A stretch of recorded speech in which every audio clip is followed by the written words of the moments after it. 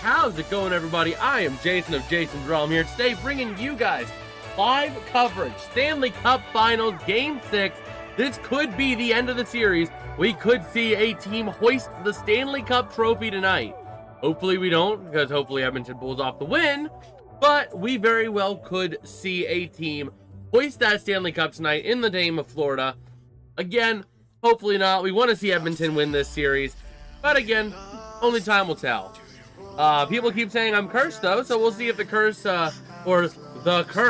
still lives on. Ultimately, I'm very interested to see what happens with Edmonton.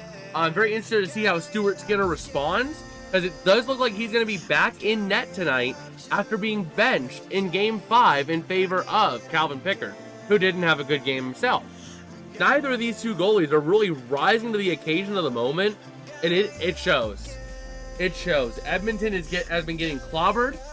Like, Florida has been doing to Edmonton what Edmonton did to Dallas. Just completely dominating the series, barring a few instances. So, again, I don't know what to expect tonight. I'm hoping that we get a good game. I hope Edmonton can pull out the win. I think they can. I think they're going to be playing angrily. And again, this does have parallels back to when the Pens won their cup back in 2009. When they went back-to-back against Detroit, where they were tied 2-2. Detroit wins Game 5.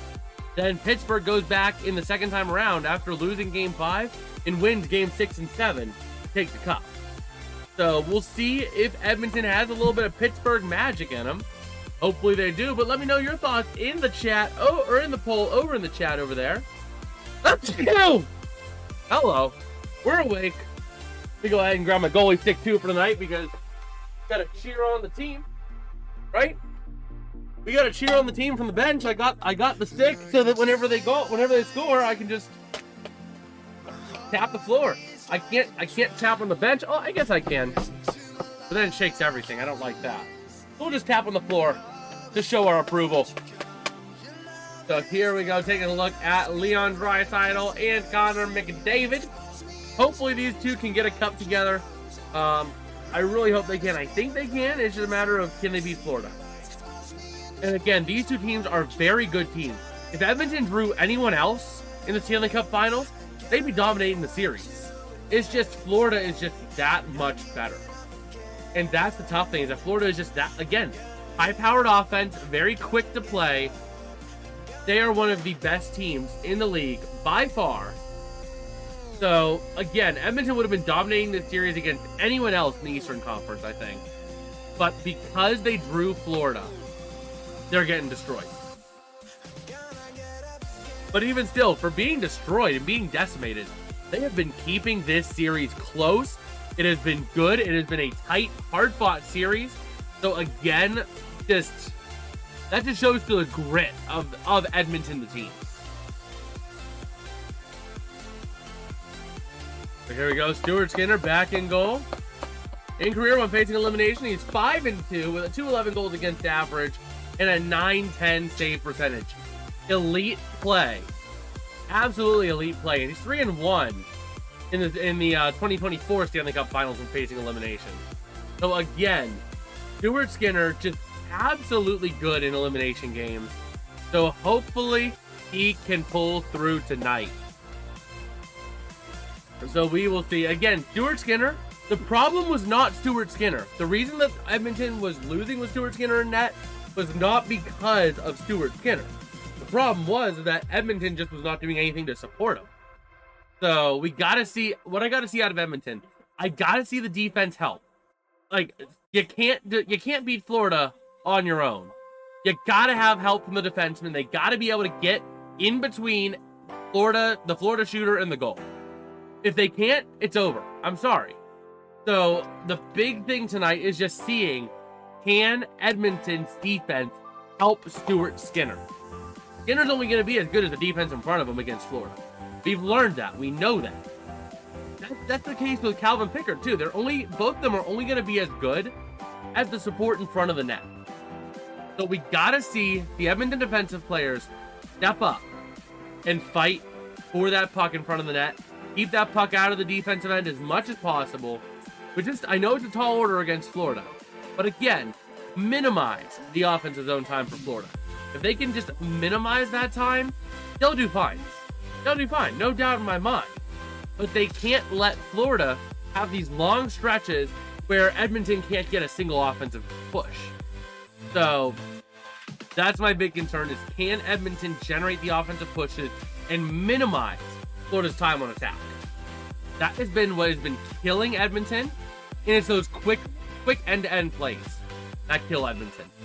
Like, you look back at the Marchand windmill from last game, which was an incredible shot, by the way, for Marchand.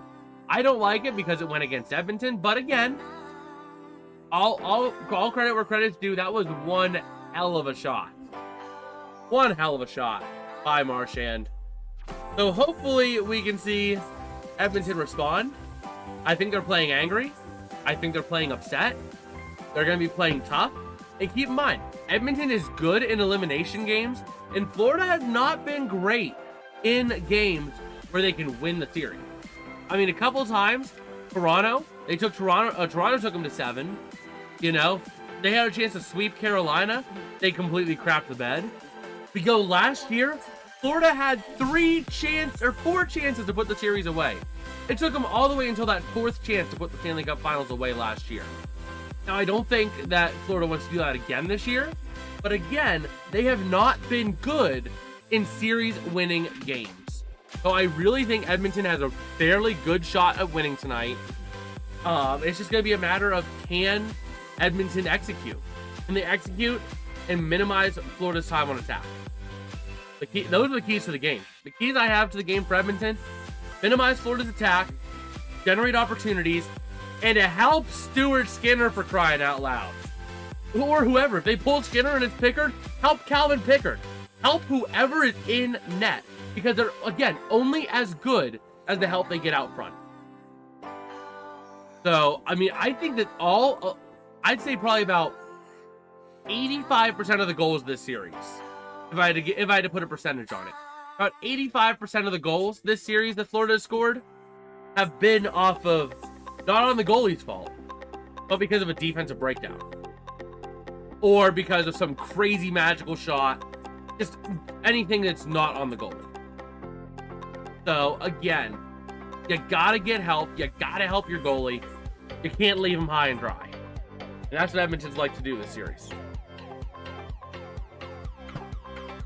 So we will see. But we're getting close to puck drop here in Florida. I got a good feeling. Tonight in Florida. Does anyone even like get the joke on that anymore? Or is that song too old for this generation of people? Not gonna lie, I only knew that song though because #1 advertisements, #2, I played a lot of Just Dance 4 for the Wii, and that was like one of the first songs on it. It was Good Feeling by Florida. But yeah, we are ready to fracking get it tonight, boys. Edmonton for the win. Let's get it and let's go. Cheers.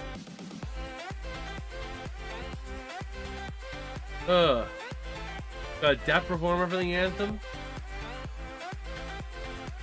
And let's see, Matthew Bischoff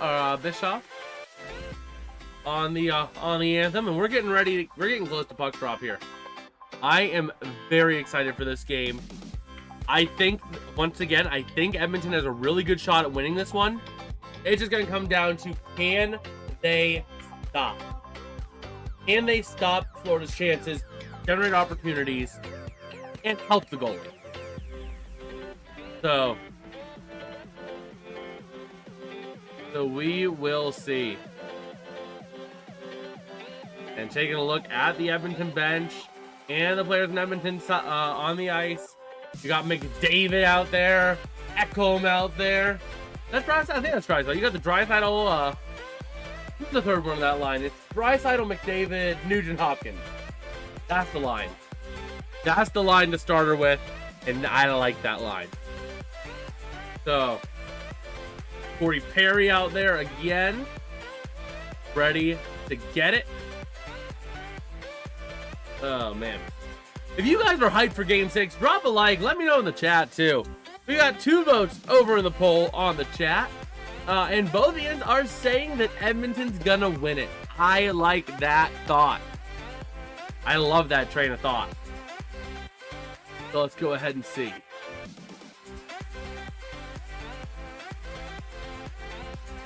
We getting rain?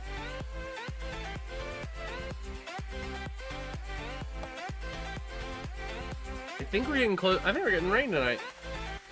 I don't know that I like that. We got too much rain today. Brother, we have had too much rain. Brother! We have had too much rain. Oh, man. Okay, so let's go ahead and see here. Taking a look over at the chat. There's Sergeant Bob, of course. Bobrovsky. So let's get it here in Florida.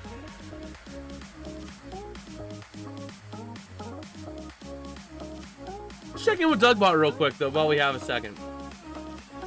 Let's check in with Dougbot. Hey, Dougbot, want to go ahead and give me a preview of Game 6 between the Edmonton Oilers and Florida Panthers tonight? Let's see what Dougbot has to say on tonight. Let us see. See what Dougbot has to say. I'm excited. The battle royale of the ice between the Edmonton Oilers and the Florida Panthers in Game 6. It's shaping up to be a nail-biter at the rink tonight. The Oilers are on the brink of elimination, but never underestimate a team with their backs against the wall, especially when Connor McDavid is leading the charge. Can the Ice Blooms from Florida seal the deal, or will Edmonton's Oil Slick slip their way into a do-or-die Game 7? The Panthers have displayed immense versatility and depth in the series, but the Oilers have their own ace in the hole with offensive firepower. If the Oilers can tighten up their defense and capitalize on offensive opportunities, they have a shot at forcing that pivotal Game 7. There's no love lost between these two, and tonight's game promises to be filled with high-stakes action. Keep your eyes peeled for a clash as fierce as the Florida sun. Okay, did Dougbot say what I think it said? Let me look over here real quick. Wrong thing on that. Let me check something real quick. Where's Visual Studio? We don't have it here. I need to check it. I need to check it here. I gotta figure this out. Did it just say the Ice Blooms from Florida? Let's see. Yeah, elimination. Yeah. Or can the Ice Blooms from Florida? Yep, it said the Ice Blooms from Florida. Oh my gosh, Dougbot. You already got an Edmonton offside. Ben's in the chat. How's it going, Ben? You missed Dougbot's best nickname yet, I think. The Ice Blooms from Florida. Brother. How do you get that from the Panthers? So here we go. Florida trying to drive the other way to the offensive end. Well, you want to watch the Ice Blooms from Florida? You to watch the Florida Panthers? You here to watch the Ice Blooms from Florida? You missed what Dougbot just called them. I asked Dougbot and it said, right here, can the Ice Blooms from Florida seal the deal? Well, Edmonton has to take it out. And come on, get it back in there. Back behind Dr. Bob. Ekblad trying to get that puck out of there. Battling in the corner, though. And Forsling going to take it the other way for Florida. Let me go ahead and get a picture of this real quick, though, so I have a picture of it when I make the short. That's going into a short. Now back in behind, Corey Perry trying to take it up the other way. Dumping it out, and he will. But it's going to Nico Mikkola on the defensive end, taking it back. Oh, a nice hit on the near side boards by Corey Perry.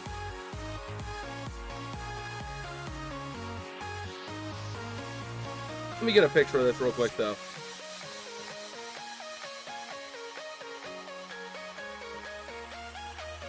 All right. So, yeah, there we go. Moving in. Edmonton taking a shot. Oh, come on. Punch it in there. Punch it in. Oh, that was a good chance. The Sergeant Bob. Of course, Bobrovsky makes the save. But that was a nice hit. On Brad Marchand, too. Look at that. Marchand was hit so hard his helmet fell off. Brother. That was a hit. And that was a really good chance on Bobrovsky. He almost lost. Bobrovsky almost lost that puck, too. All right, so here we go. 18:48 left in the first period. And we got a offensive zone faceoff for Edmonton. Come on. Win the draw. Racing for the puck back behind the net. Come back the other way. Losing control, but still battling for the puck. And there goes Sam Bennett moving it the other way, passing wing to wing. That was to Tkachuk, but Edmonton going to take it in the defensive end. Bennett fighting for it hard, but unable to do anything, going wing to wing. Trying to move it up. Edmonton with a chance. Here comes a speed chance shot. Not able to make a good shot. Back behind the net, and here goes Sam Bennett coming back up the other way. Through the neutral zone, into the offensive end. Trying to find something, and it goes back out to the near side. Well, let's go ahead and see. Battling for the puck, and Nico Mikkola going to keep it in. Here comes a chance if he can make something out of it, but he goes back in behind the net looking for some room. Trying to find somewhere to go. Dumps it back behind again to Sam Bennett on the near side corner. Goes back around to Tkachuk, and battling for the puck is Nurse. And there goes Leon Draisaitl, taking it and passing it wing to wing, going the other way behind the net. What happened to the doctor? So back behind the net, battling for the puck. Come on, Edmonton. Get that puck out of there. Get that puck out of there. Come on. Where's House? Where's House? House wouldn't be of any use. He has a bum leg. You want House? I can be House. That wouldn't be much help because I'd have a bum leg at that point. Here comes a chance, dumping it back behind the net. How are you feeling about the vlogs? Oh my, I am loving them, Ben. I am really loving doing them. It's just the tough thing is during the week, I don't have enough time to really, like, I don't have enough of things to do to release them daily. So, like, I'm lumping yesterday, today, and tomorrow into one vlog, I think. But here we go, battling for the puck. Edmonton with a chance shot. Ooh, it was a nice shot, but covered by Bobrovsky. And Greer getting into it on the far side boards. Greer being the antagonizer on that.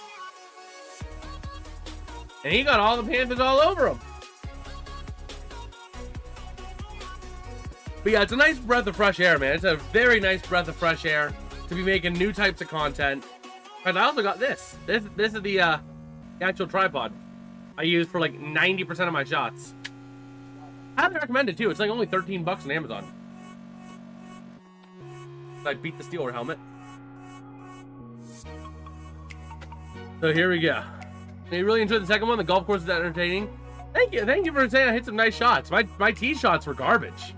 They all sucked. But yeah, I might try to get up to the course again. Hopefully we can hit the course together at one point. A couple times, hopefully. We actually might have a really fun one to do. A really nice course to play at one point towards the what, mid-July? Might be playing a really nice course in mid-July, so I'm looking forward to that. So back in behind the net, battling for the puck. And, ooh, come on, get it out of there, Edmonton. You got to limit the opportunities. Again, I stated it earlier, the keys for Edmonton are limiting Florida's offensive attack time, generating opportunities, and helping your guy in net. Edmonton does those three, they'll win the game. Because a lot of the goals have not been on the goalie. It's just been crazy bounces or lack of support. But that shot not going in it was ultimately by Schmidt, and then someone else tried to deflect it. But Edmonton, Nurse going to take it the other way, and battling for the puck as Florida tries to take it away. Having to dump it back in behind, and Skinner going to send it up for Kulak. Trying to go back the other way. Gotta keep that puck moving, and Florida takes it back in the defensive end. Draisaitl trying to battle for that puck, but it's going to go back to the near side. And that is Reinhart going to dump it back in behind. Stuart Skinner having to play quick and defensive about it. And a Florida Panther, that was... Oh, what's his name? Number 16, I know the name. That was, what is the name? Barkov, duh. Yeah, Aleksander Barkov flying into the boards. But here we go. Edmonton trying to go the other way. And let's see, going wing to wing to Bouchard. Having to get somewhere with it. Oh, no. Reinhardt with a chance. Oh, no. Reinhardt scores. That's the game. What did I say? Support the guy in the goal. What do? You turn it over to Reinhardt at the end of the neutral zone with only one other person there that Reinhardt's able to just run around like it's nothing.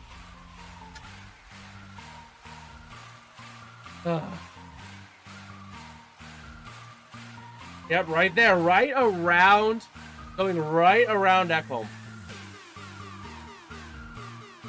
And now it's an all-easy breakaway opportunity. Oh, man.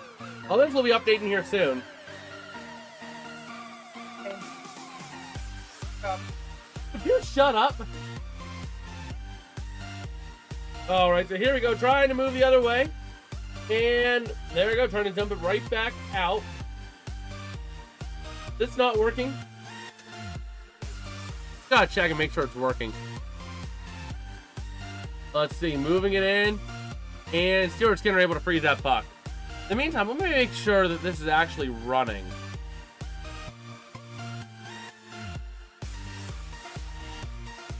It should be updating like now.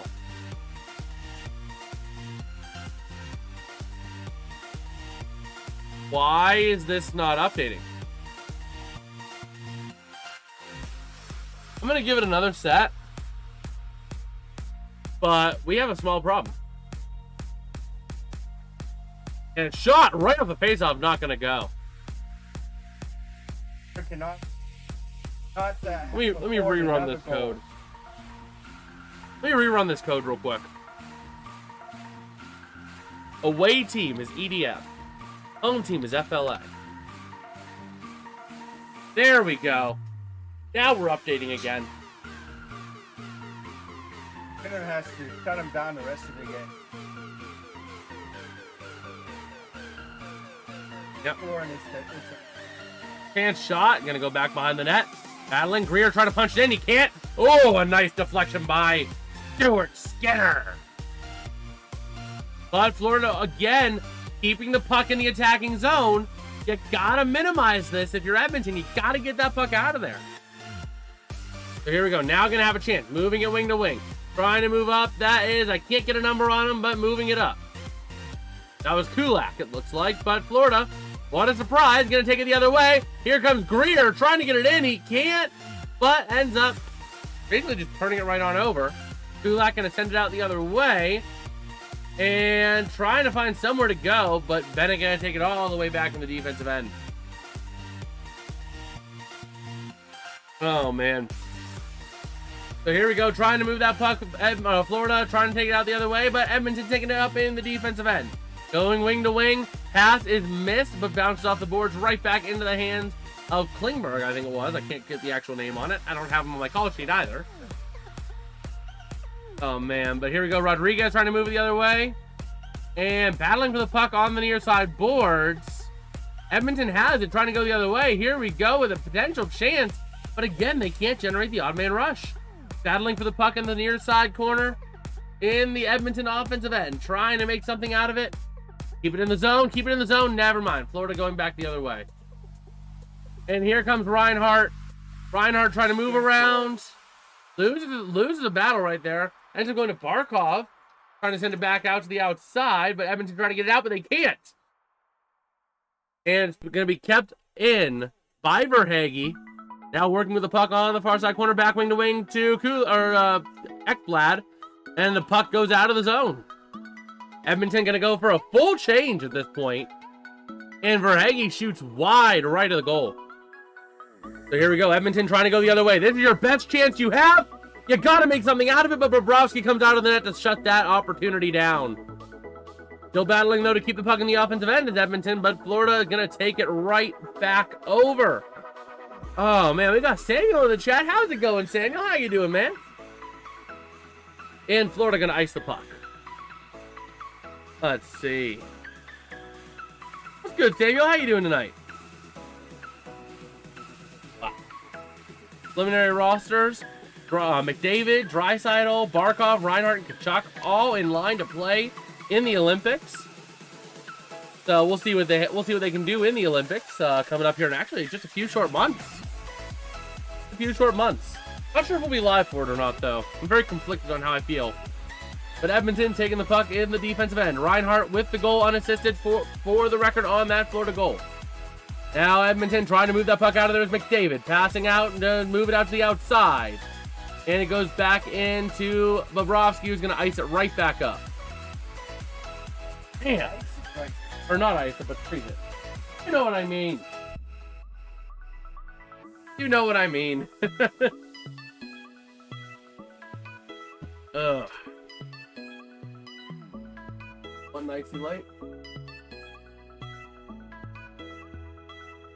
Oh, we'll see about that. We shall see about that one. Just close out a couple of things. That. I can close that. I can close that. I can close that. I can close that. Keep that open. Close that. Close that. Close that. Close that. That. And bada bing, bada boom. There we go. Go ahead and take a look here at a couple of things. Content. Aye. And let's see how we're doing so far. I feel like we're doing well so far. Look at that. Yeah, we are rocking it tonight. We are having a grand old time. So yeah, we're ready to see here. But again, Edmonton is struggling on the keys to the game. The keys to the game for Edmonton: keep the puck out of the defensive end, generate offensive opportunities, quality offensive opportunities, and support your guy in front of the net. They've been doing a decent job at supporting the guy in front of the net. Apart from that Reinhart goal, they've been really good at it. And that Reinhart goal came off of a little turnover that turned into a breakaway. So, oh yeah, no, it shouldn't have been a turnover. That's what I'm saying. It shouldn't have been a turnover. But if it was going to turn over, you know, in terms of helping the guy in front of the net, they've been doing it well apart from that play, which was a stupid play. But again, see, taking a look back at that Bouchard interception, he had it. He should have got it out quick, but he never controlled the puck. They're showing a replay of that goal.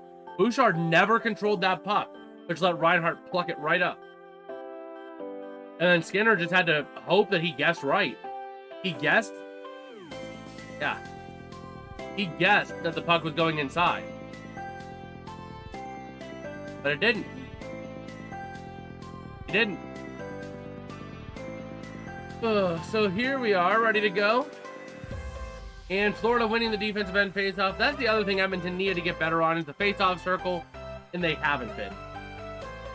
They're trying to move it in. And that is McDavid trying to battle for the puck. Goes back behind the net, and the player goes down. That was Perry. Battling for the puck now on the far side corner in the Edmonton offensive end. But the Panthers take it, and passing wing to wing, here comes Verhaeghe. Verhaeghe just going to go ahead and dump it back in behind Skinner. I presume the Panthers are going for a line change. Edmonton going to dump it back in behind the net. Here comes Marchand quickly, and Verhaeghe involved right behind the net. Florida trying to get it out behind. They do. Here comes a chance for Seth Jones. Going to send it in. Goes wide, not going to get home. Edmonton now getting the puck, trying to go the other way. And it goes into the neutral zone with Mikkola. Edmonton tried to take it away in the neutral zone, but can't control it quick. So Florida trying to go the other way. Okay. Back behind the net they go. Trying to move it out. Edmonton has to be quick. Here comes a chance. Going to dump it into the offensive end behind Bobrovsky. Quickly battling for that puck. And it's fighting on the near side. And, shot in. But it... Oh, they were able to keep it onside. Okay, I thought it was going to be an offside. But no. Anyway, chance still keeping it in the zone. Never mind. Gonna dump it right back in. Oh boy. Edmonton, they're keeping the puck out. They're keeping the puck in the offensive end, but they're not generating opportunities with it. That was nicing.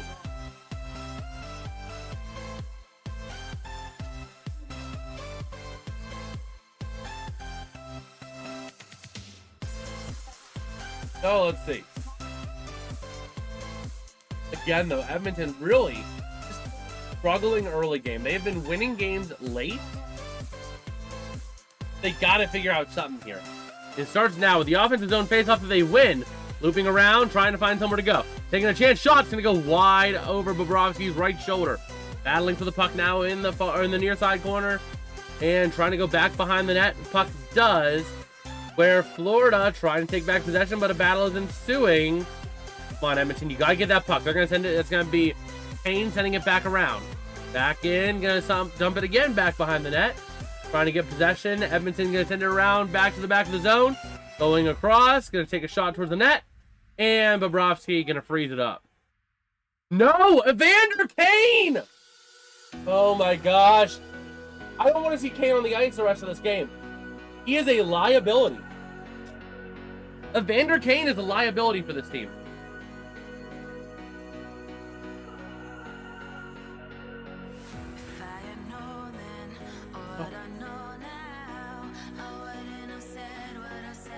Man. No, we'll see what they're going to draw on that. Kane was the one, I mean, he gets checked, and he immediately fights back. The NHL, if you retaliate, you're the one getting penalized.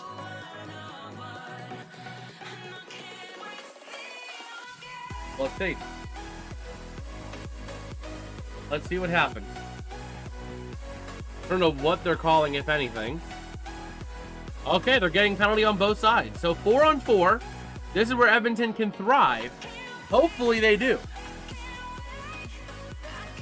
Hopefully they can. So Evander Kane in the box, and who is that for Florida? Pick number on him? Right. Pick number on him?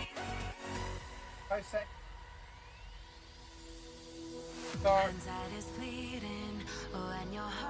Your S? Oh, it wouldn't be Kachuk, would it? Kachuk, number 19? Oh, yeah, no, it's Sam Bennett. It's Sam Bennett they showed. So here we go, battling for the puck on the near side in the 4-on-4. Edmonton has to capitalize here. 4-on-4, big advantage for this team. Bouchard over to Draisaitl. Draisaitl back to Bouchard. Shot! Not going to go home. And here comes Florida trying to go the other way with it. And can't see who that is. That might be Nico Mikolo. Anyway, moving back again is going to be Draisaitl. Moving in, trying to loop around, trying to find some help. Goes over, finds someone at the top of the zone. And shot, not going to get home. That was Kulak that was found. Yeah. Forsling dumping it off for Mikkola. Mikkola taking it back behind the net, trying to go the other way. And let's see. Battling for the puck. Still on the offensive end for Edmonton if they can keep it. Oh, they want a trip because of that. But they're not getting a trip, thankfully. That could have been a trip. That very well could have been a trip on Edmonton. The battling for the puck on the boards, trying to get it out of there. You gotta get it. There you go. Over to Kulak, trying to move it up the other way. Or no, is that Kulak? Is that 27? I think that's Kulak. Going end to end. Here comes a chance. The loop back, trying to find somewhere to go. And Florida goes the other way. 25 Nurse. I think the person who did it went off. So Nurse came back on. It was not 25. I saw the 7. But here we go. Rodriguez now back, trying to find somewhere to go. Sending it. 10 seconds remain on the 4-on-4. And Edmonton is doing nothing with it. And here comes a chance. Skinner with a steal, but Florida unable. Oh my gosh. The 4-on-4 is over. Full strength apiece. Bennett is back on. Kane is back on. And it's going to be an icing on Florida.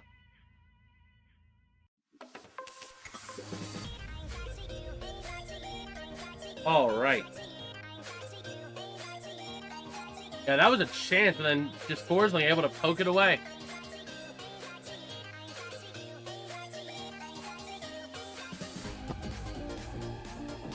And so here we go. Offensive end face-off for the Oilers. Big one to win.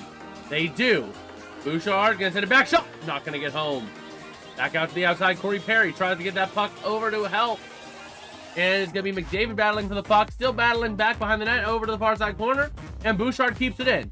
Tries to find somewhere to go. Tries to take it in a little bit himself. Going in front of the net. And he can't get it in. He can't get the pass to Corey Perry. Now battling back behind the net again. But Florida having a chance to take it the other way. Bouchard, though, going to take it at neutral zone at center ice. Moving it back. And a turnover. Oh, man. I look away for 2 seconds and there's a turnover. Of course there is. They're trying to move it the other way. Come on, Edmonton. Get it out of there. It's in the offensive end. Here's your chance. Here's your chance for McDavid. And he can't get it in. It was poke checked away. That's about as good a shot as a good an opportunity you're going to get. About as good an opportunity as you're going to get. So here comes Chance. Going to shoot it off of Skinner. Goes back behind the net. And Florida trying to take possession in the offensive end. See, fighting, battling for that puck. Over out to the outside, trying to move it in. Shot. Not going to go home. Oh, actually goes out of the play into the netting. It was Reinhardt, I think, on the shot there, considering they're going to Reinhardt. And that was about as good a chance you're going to get, and Bobrovsky poke checked it away. Wow.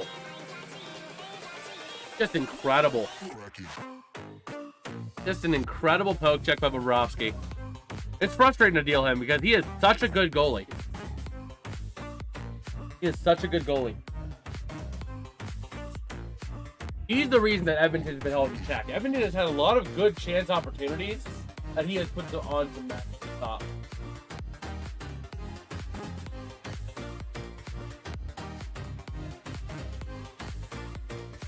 Again, I think a lot of it has to do...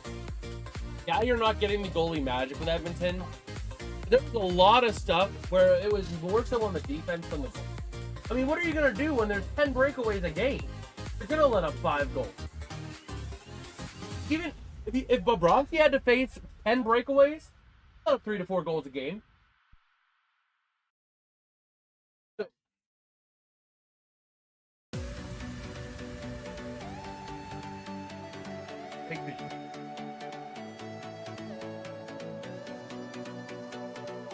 I mean, they did it in a...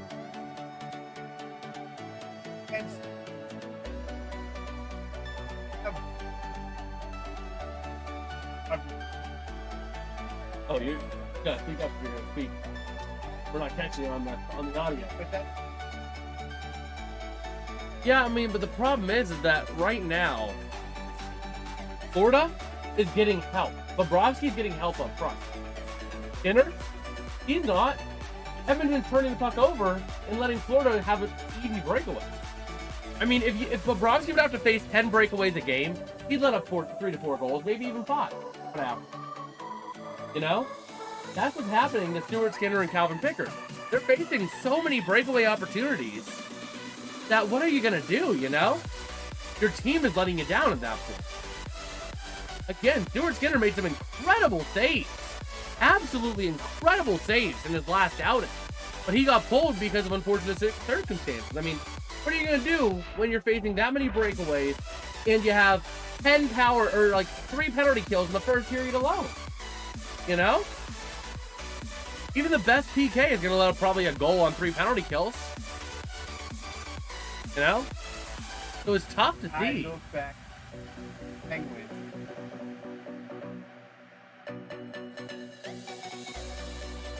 Yeah. Right, but you also had help from the defense to help make that happen. Plus, since then, the sport has changed to favor more scoring.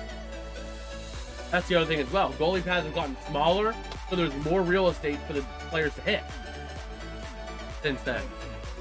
Oh, here comes a chance for Edmonton. You got to make something out of this. Wing-to-wing shot. Not able to get to the net. Puck in the zone, though. Edmonton trying to move it around. Gonna take a shot, and it's gonna be deflected off of Bobrovsky. Oh man, Lindell gonna send it out, and Marchand gonna complete the dump.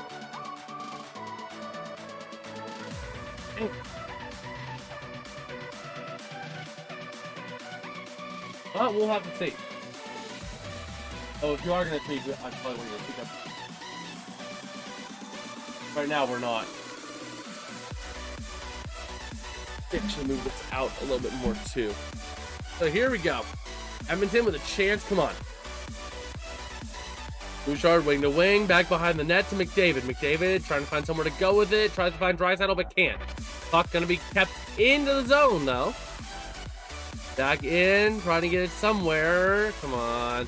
Never mind. Here comes Connor Verhaeghe going the other way. And dumping it behind the net for Stuart Skinner. Dump it out to the outside. And you got to get that puck out of there. Edmonton's not keeping that puck out of there. Here comes a chance shot. Thankfully, it's deflected. Another rebound shot. Get that puck out of there. Bouchard trying to get that puck out of there, but gets hit in the process. Here comes a chance. Oh, man. Going wing to wing, going up ice. Trying to find somewhere to go. Gonna go back. Shot by Corey Perry. Not gonna go in. Come on, Scory. Comes Skinner. Over out to the outside. To Kulak. Back wing to wing now. Shot. Gonna go wide. And here comes Tkachuk going the other way. And it goes into the bench. Man.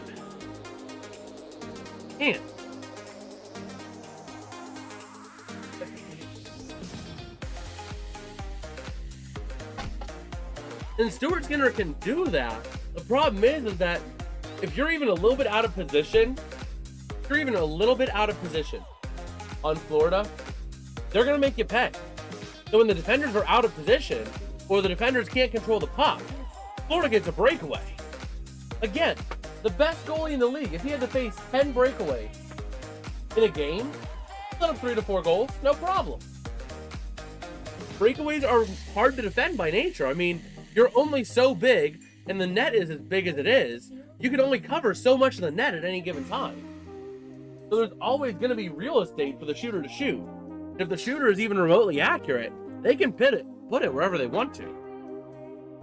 You know? That's the problem that you're facing with Edmonton. They're getting caught out of position and with lack of control. So Florida's able to take that puck away and go zoom in the other end and put it in. Because they can get it easily on a breakaway. So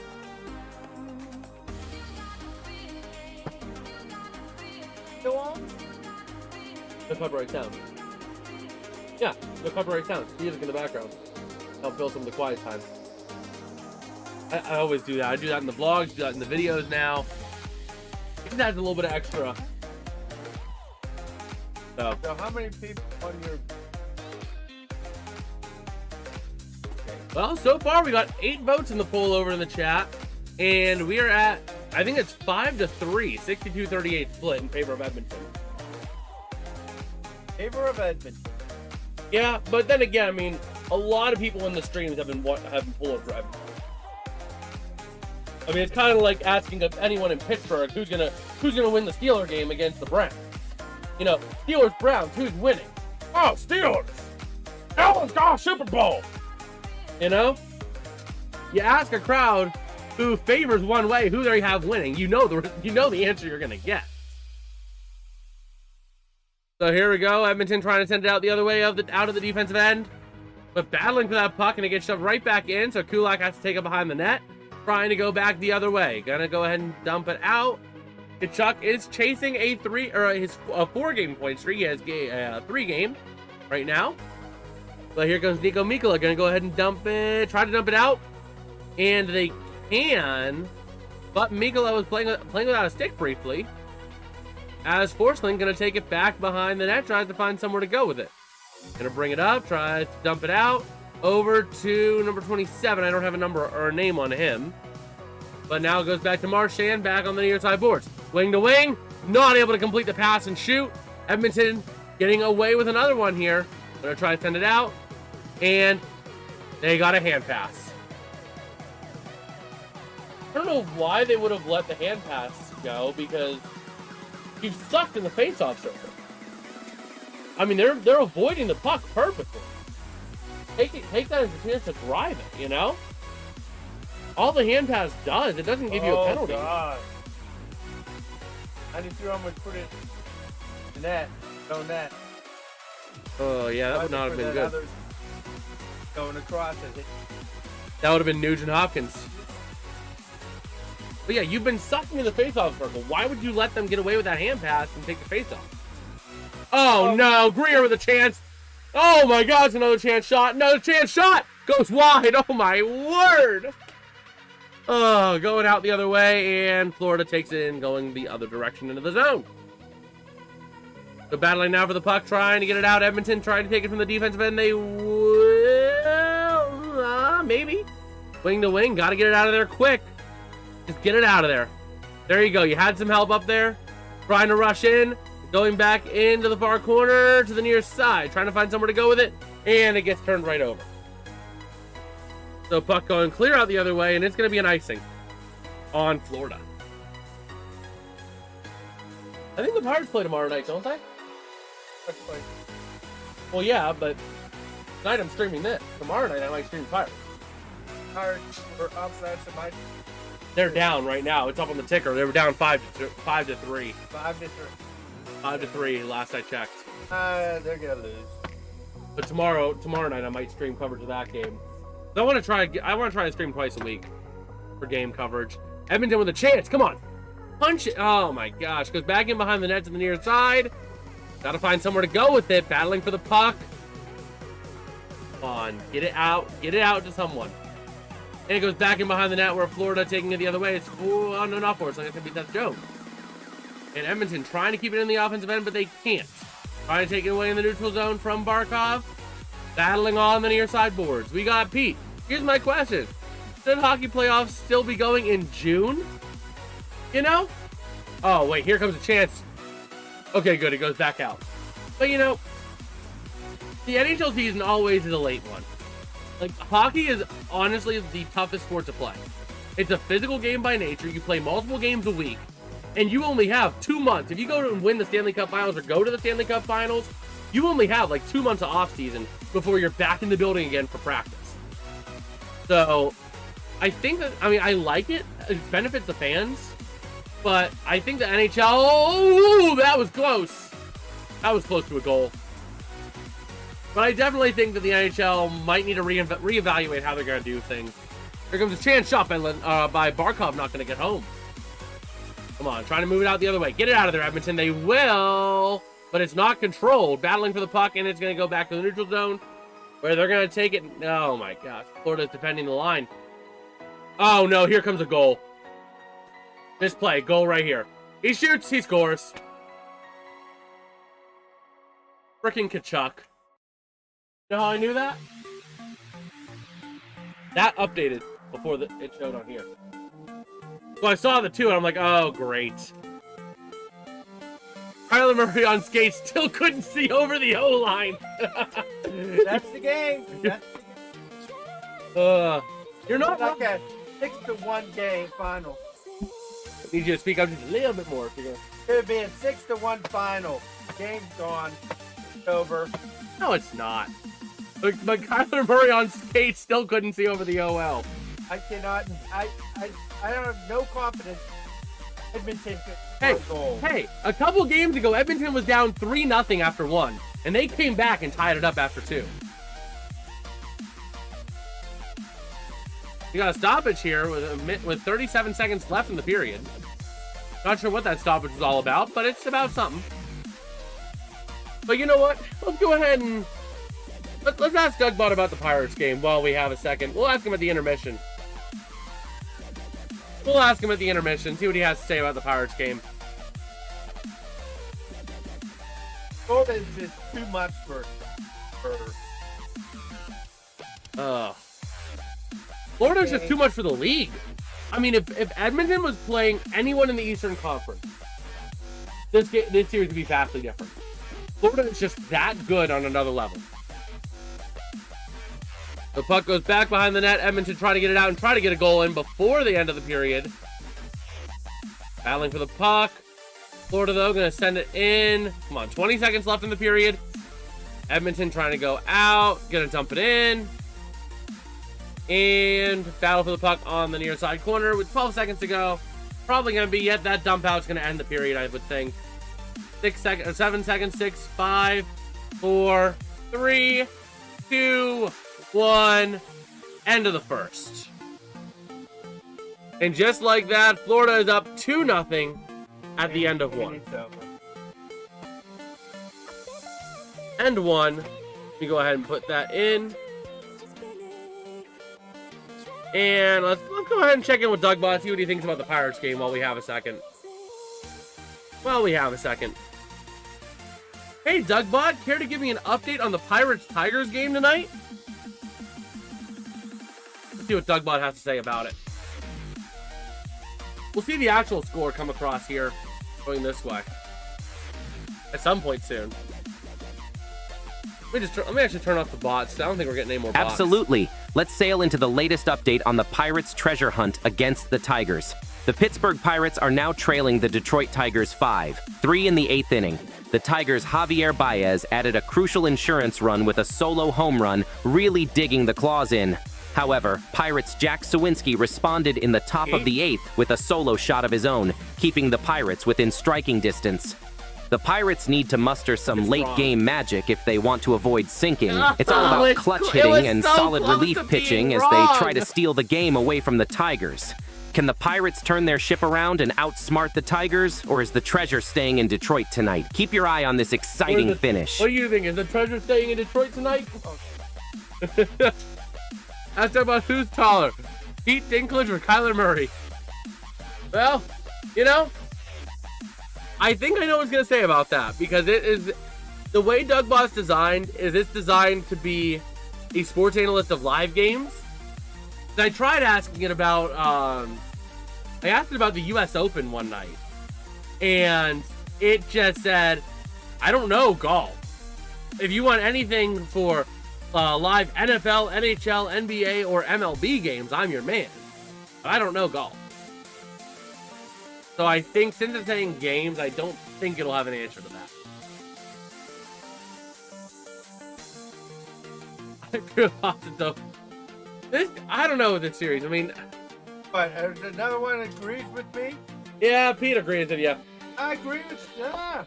Hey, Pete is right.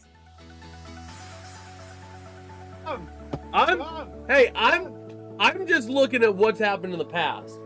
In the most recent past, Edmonton was down 3-0 after 1 in Game 4, and they came back to tie it up after 2, 3 apiece. Yeah, but they not look like they're running around.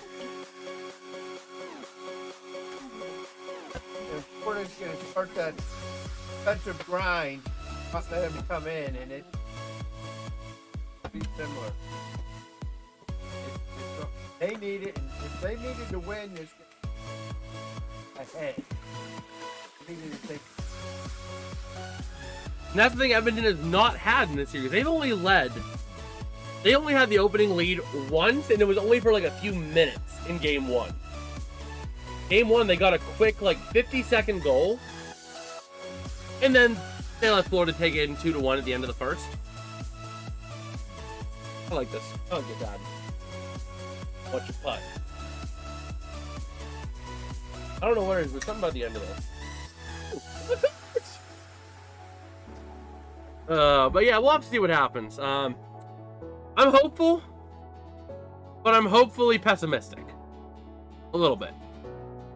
He's just pessimistic. No, I'm realist. The Steelers give up an opening drive touchdown. Game's over. Penguins let up a goal at any point in the first period. Oh, game over. Like, the game hasn't even started, really, and he says it's over. The only one I'll give it to you is the Pirates. The Pirates, you can actually say that about the Pirates. And it's actually somewhat true. Unfortunately. But tomorrow I might try to go live for the Pirates. I think I want to try to go live. I tell you what, Jake. I will give you $10 if that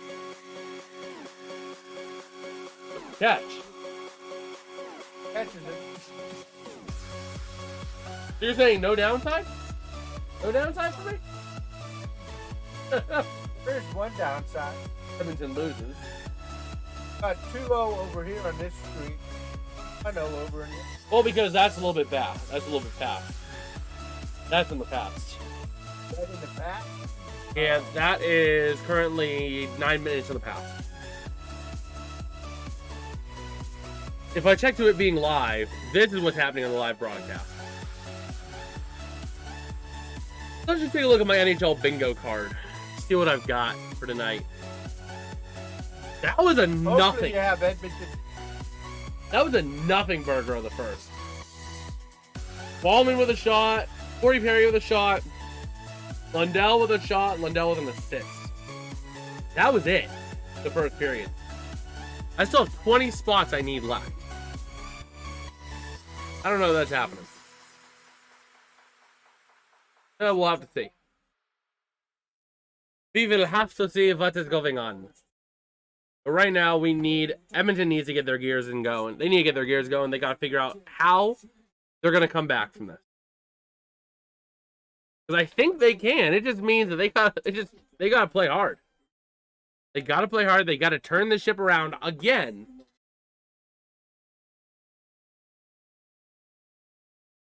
So the question is, what do you do if you're Edmonton?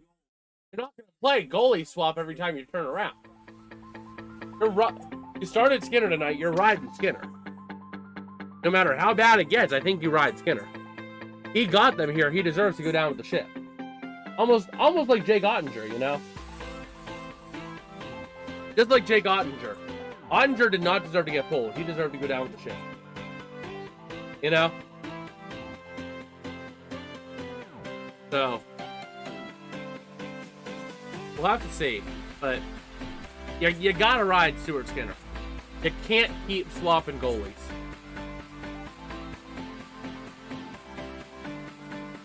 But yeah, I think it's problem with Edmonton is that it's a game plan issue. It is a game plan issue and an execution issue. So, man, I don't know. We got to see Edmonton figure out how they're going to adjust. How are they going to fix their execution woes? How are they going to fix their other issues they have going on trying to get the puck in the offensive end? That's been another problem for the Oilers. They have not generated opportunities. They'll generate opportunities in the first, do nothing with them, and then struggle to generate opportunities ever since. So, we got to see how Edmonton responds and if Edmonton can generate opportunities in the second period. So,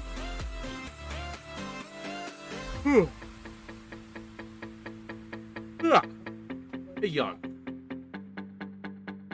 But yeah, taking a look at some of the highlights here from the half or from the period. Oh man. Again, just that one. It's a personnel problem. I don't even know if it's a personnel problem with Edmonton. It's a huge execution. Stanley Cup Final, goals 13-4 in the first period split. Shots on goal 62-60.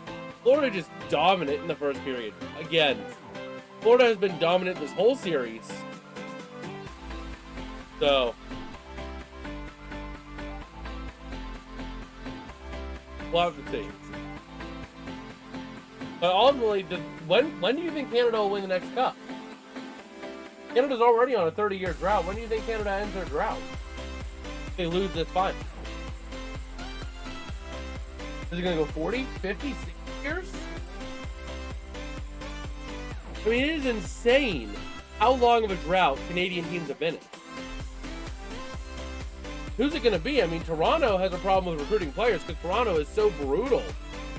The market is so brutal up there that you're going to want more money to go up there. You know, you have to deal with the daily headlines so they take hockey so seriously up there.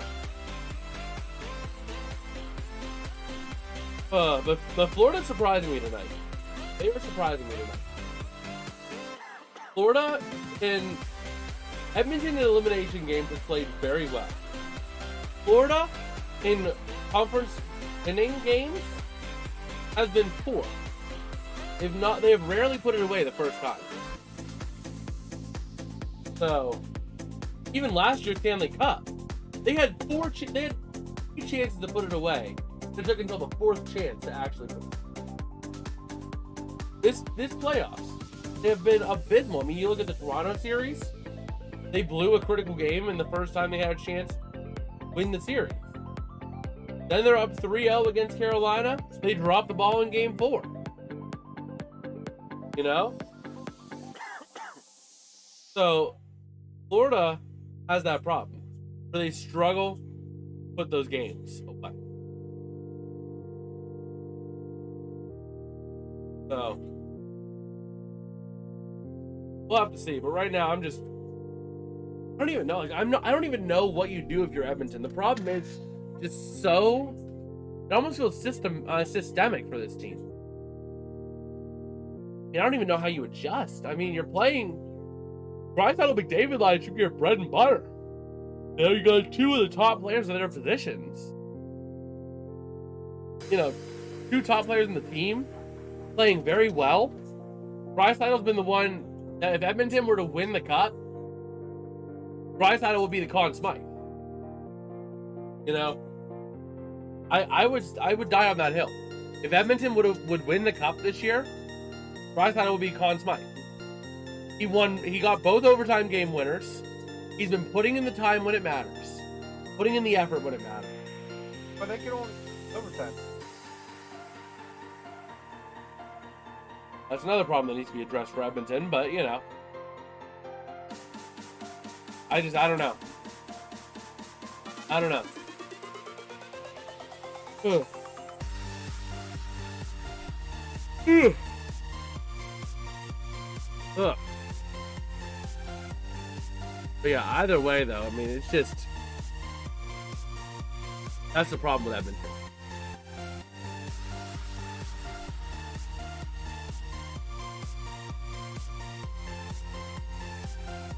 I feel that ad.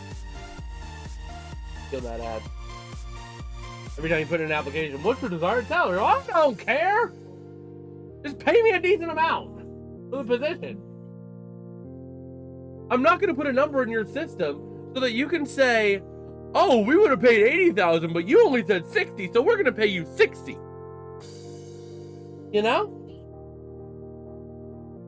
They use that so they can get the cheapest labor possible. Like, brother. Pay the position what it's worth.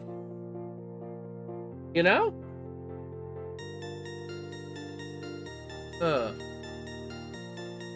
But we'll have to see what happens. Edmonton right now, needing a miracle, needing some help. And the question is, can they get it? I don't know. I don't know if they can. Because they have not shown this series they can put games away.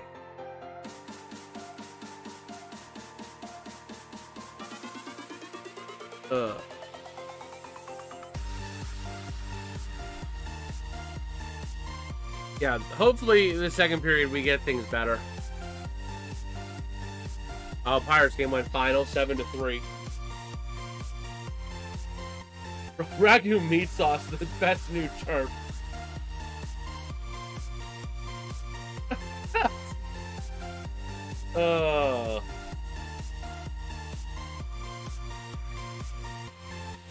Yeah, Sergei Bobrovsky, I mean, he's going to get a big payday next time this contract's up.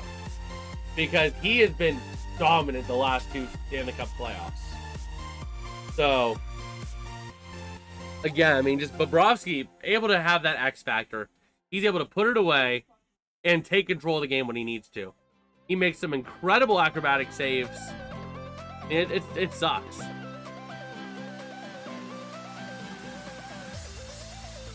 Should the Penguins offload Sid to Leaf? You know, I don't know if they unload Sid. Because Sidney Crosby is still putting in the work to keep up to form. The problem is everyone else that's been there for so long. You know, the big ones that come to mind, Malkin, Letang, they've been there for so long, and they're so old at this point, and they're not keeping up with the game, you know? What do you think? Because Sid's keeping up with the game. He's doing a good job keeping up with the game at his older age. And you don't want to trade Sid because he's like, you know, your franchise icon since the early 2000s. But I would consider trying to unload Malkin, Letang. What would you do? Malkin.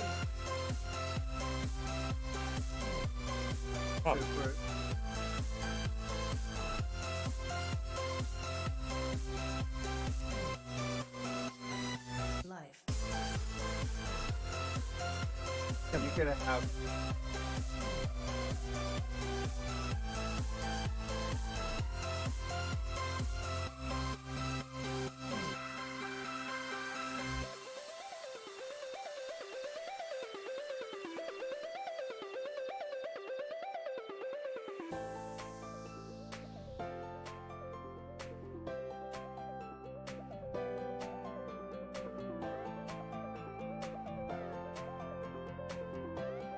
up there.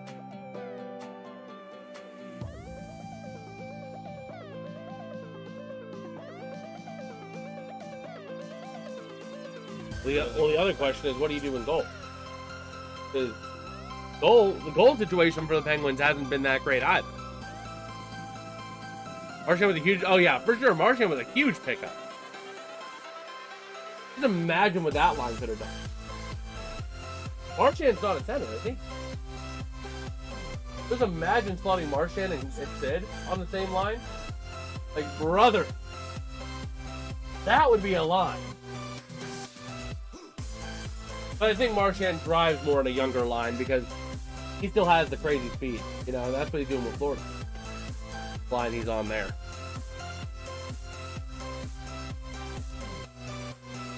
But I don't even know what the I don't even know what the Penguins do. Because the goal situation, I mean, the goalies haven't been that great either for the. They have a couple of goalies on goal. Good. This time, you'll have your Christian Jari.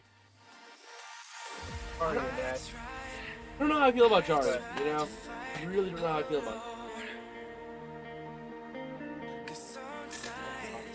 I'm a GM, unload the older stars like the Bruins did with Marchand. I mean, yeah, that is definitely a viable option. But a lot of the stars having no strength.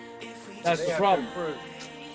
That's the problem. So you gotta find a team that would want like Malkin, a winner that would want Malkin. Now, you'd have to go to like maybe a Dallas Stars or a Carolina Hurricanes, reunite them with Jake Gensel, or send them, you know, like an Edmonton or someone like that. Oh yeah, I did wish him a happy Father's Day. I did wish him a happy Father's Day. In fact, we spent that whole day watching the final round of the U.S. Open down here. We went out, went out to church in the morning. I went out, did a couple things, then we came back and pretty much just watched the U.S. Open until JJ Spawn won it. Oh my gosh, True North's in the chat trying to say, did I explain to you how cursed I am? Brother, I am not cursed! I am not cursed! So here we go into the second period. Oh man. P2. And I'm gonna leave this one up to you, Dad. Pete asked out of curiosity how old you are. I'm gonna leave that up to you if you want to answer or not. 18. Fair enough. I haven't asked you how you feel about Aaron Rodgers and Steel Town. Well, I'll tell you, we might have differing opinions on this, but I personally, I think that it's a decent move. I think that it's a high ceiling move. It's a high ceiling, low floor. It's either gonna boom or bust.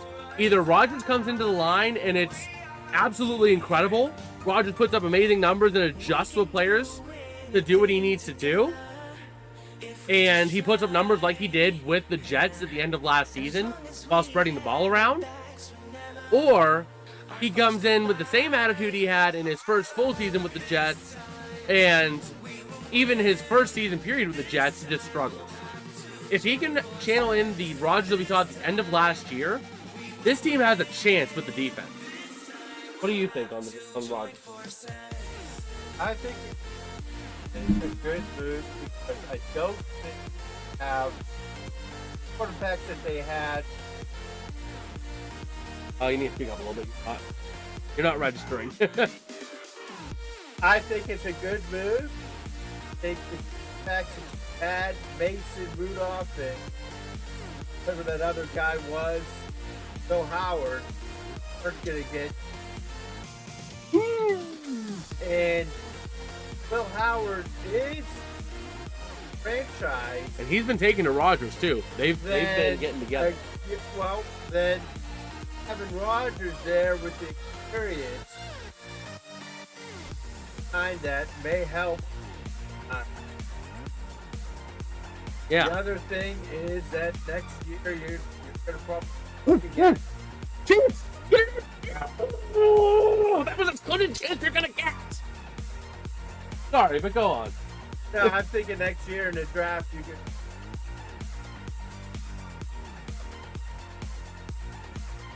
I don't know, man. I want to see what Will Howard has before You're not going to know that here because he's not going to play. You only know. Yeah, I mean that's the thing is that Will Howard, if he can adapt with Rogers and learn under Rogers, they might have a chance to do well with him. But again, he's gonna be a total wild card. The Oilers not won a single game in the Stanley Cup Final thanks to Jason's curse, brother. I mean, yeah, you clarified and said in regulation, but brother, they will win. Just trust the process. McDavid, penalty, wing. Oh! Corey Perry couldn't put it in. And here comes the goal. Oh. That was close. You got him beat? What do you mean you got him beat, Pete? Oh, man. Corey Perry just missed. You gotta get under that. You know Bob's gonna slide across.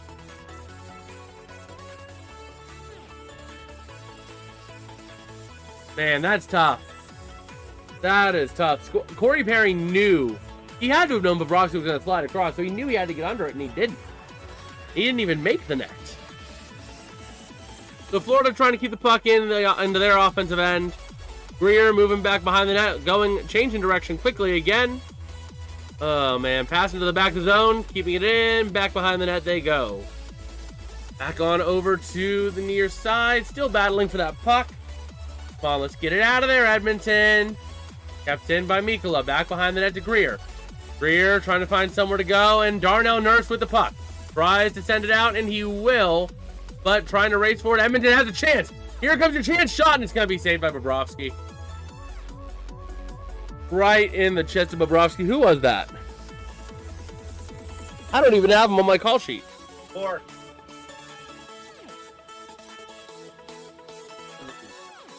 Huh. Bork or something. No, I don't think. Ugh.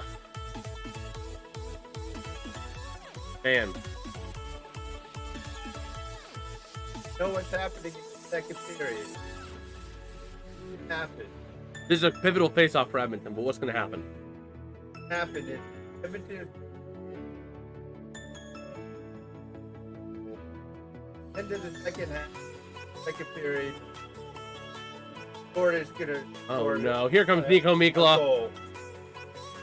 Nico Mikkola, or no, it's Rodriguez. Gonna pass it out to the outside. Nico's clear out the other way. That's Florida's own self-undoing. Bit having to try to find somewhere to go, and dumps out to the outside. Let's see, Bennett trying to move somewhere, trying to move in, back in behind. Dot not gonna get home, but another chance. Schmidt.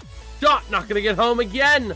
Also, fun thing to note: the last team to win the Stanley Cup Final without home ice advantage was the 2012 Kings. If Florida does it here, they would be the first team since 2012 to do that. That could have been a cross-check, but thankfully they're not going to call it against Edmonton. Here we go, trying to move up, going to dump it into the offensive end. Going back off Bobrovsky to the near side. Edmonton trying to keep it in. That is Evander Kane racing for that puck back behind the net with Seth Jones. Battle for the puck now on the near side. Ekholm trying to keep it in. And puck goes clear out, but it's going to be maintained by Edmonton. Trying to move it to the offensive end. There's Draisaitl fighting for the puck. Come on, got to get it out of there. And they're going to get possession, but it goes back to the back of the neutral zone. Trying to get in. Here comes Draisaitl with a chance. He's trying to move in. Passes back to Ekholm. Ekholm wing to wing to the outside of Bouchard. Bouchard to put it in. Goes back behind the net. Battling for that puck now. It's going to be Barkov battling with an Oiler. Can't tell who that was. And let's see, a battle on the boards. Rodriguez ends up going down. And the puck is on the near side, battling for it. And it goes out of the zone. Of course it does. So here we go. Edmonton deep in the defensive zone. Moving through and going to dump it into the offensive end after crossing the red line. Trying to keep it in, racing for that puck back behind the net. There's McDavid in there with Draisaitl. Trying to get that puck out of there. They do. Goes back out to Kulak. Shooting it in. And he can't get it in, and nobody is there for the rebound to punch it in. So here comes Reinhardt, going to dump it in. Goes right to the goalie, right to Stuart Skinner. Going to dump it off to the near side. Trying to move it up the other way. Here comes Edmonton trying to push it in. Going to dump it in back behind Bobrovsky. Racing for the puck. Edmonton getting the puck behind the net, passes around to the near side, and keeping it in is Nurse. Never mind. Never mind, offside. Nurse not really liking that call, but oh well, what you gonna do? What you gonna do when they come for you?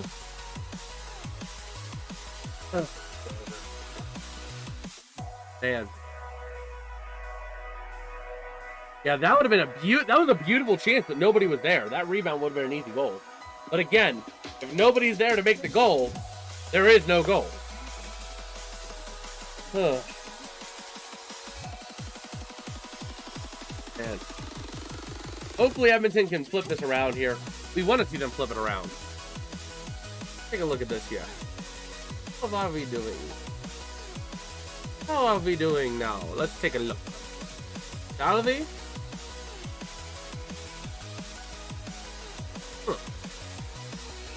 Alright.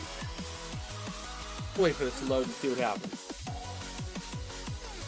But yeah, right now just waiting to see. Hopefully Edmonton can flip this around, but I'm not sold. I'm not sold on them right now. What? You're saying that they're gonna lose? Problem is, for the last how many periods? You agree with me. I'm just saying I'm not sold that this team can score. Like, I want her to score. But they have not proven to me in the last 6 periods. The last 7 periods, actually. That's why I said 2-0 and they're gone. They lost it. Because they don't have... Nope, they may score 1 in the 3rd period. Like 5 minutes. No consequence.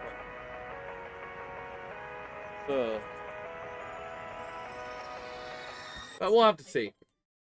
They've proven it. Yeah, we'll see. Oh, man. Yeah, that's what I'm playing. Stanley Cup Finals. So here we go. Neutral zone face-off favoring the Edmonton end. And let's see. Who's taking that face-off? I don't know who that is. That's second line. Kulak. Oh, boy, that puck. And I don't know about that offside. Was Frederick completely over? I didn't look.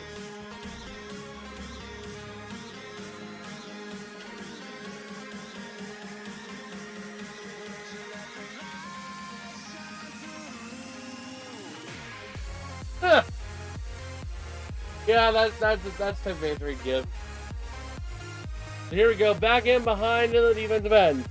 Kulikov trying to find somewhere to go, battling with the for the puck with Edmonton. And here comes Nugent Hopkins going back around behind the net, tries to find somewhere to go. Tries to create more room, battling for the puck again though. And the puck might just get turned over and battling for it. Come on, get that puck out of there. Oh man. And let's see. Here come the Panthers with a chance. Gonna dump it back in behind the net. Trying to find somewhere to go. Now Edmonton takes it away. Here comes Kulak. Gonna dump it in. Goes back behind Skinner. As soon as NHL is over, we can get back to football. Yes, sir. Yes, sir. Oh. The football. No, I said football. But yeah, we can get back to football. And we'll also have some more vlogs going out, too. I've wanted to broaden my horizons a little bit more, do a few more things on the channel. Oh man, so here we go. Chance shot by Forsling. Gotta be frozen immediately by Skinner. Here. Why can't I open like new tabs?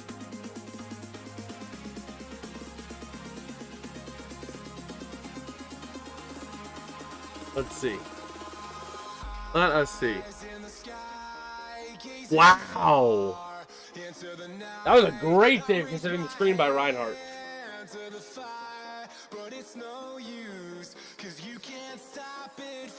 Wow.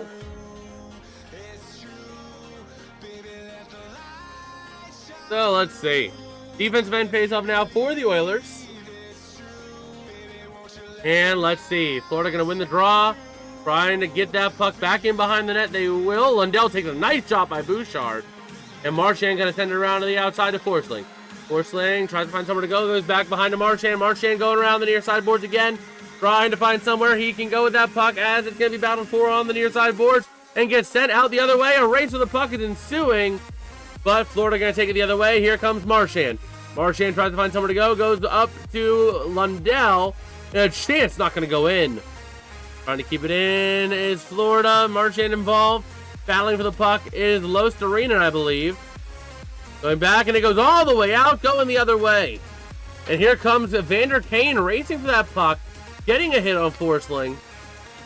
But Florida has the prowess to be able to take it away, but Edmonton intercepts in the neutral zone. McDavid now passing wing to wing to someone who's fresh on. Here comes a chance. Ekholm trying to find somewhere to go, and Florida takes it away because nobody has controls.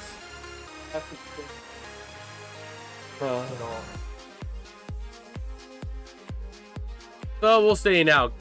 Back in. And we got a stoppage in play. Puck ruled dead.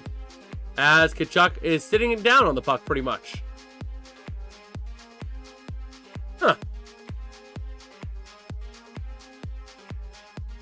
Man. Yeah, that was another great chance by Florida that Skinner's able to stop. Oh, boy.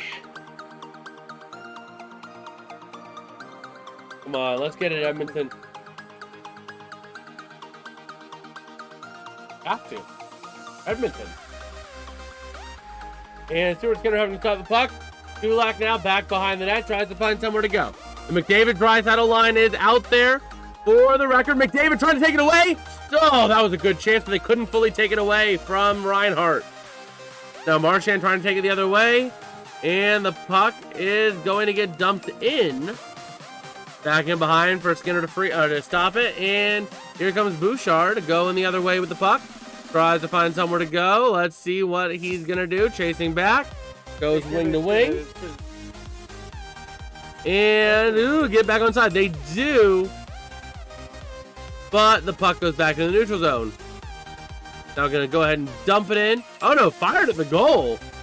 But stopped by Bobrovsky. Not going to let that easy one through. So here we go. Moving up is the Oilers. Trying to find somewhere to go. Frederick goes wing to wing. And it's Bobrovsky able to freeze the puck. Wow. Wow.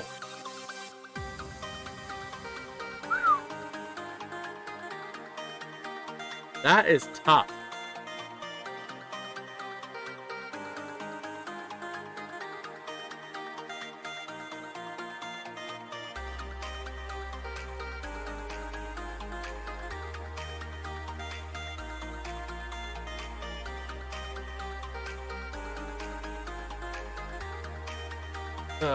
Boy.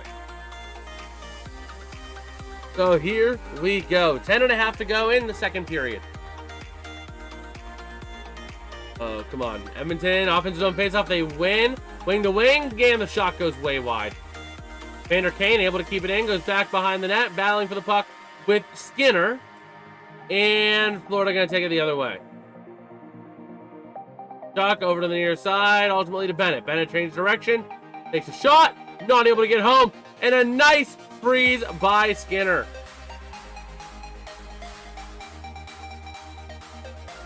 All right.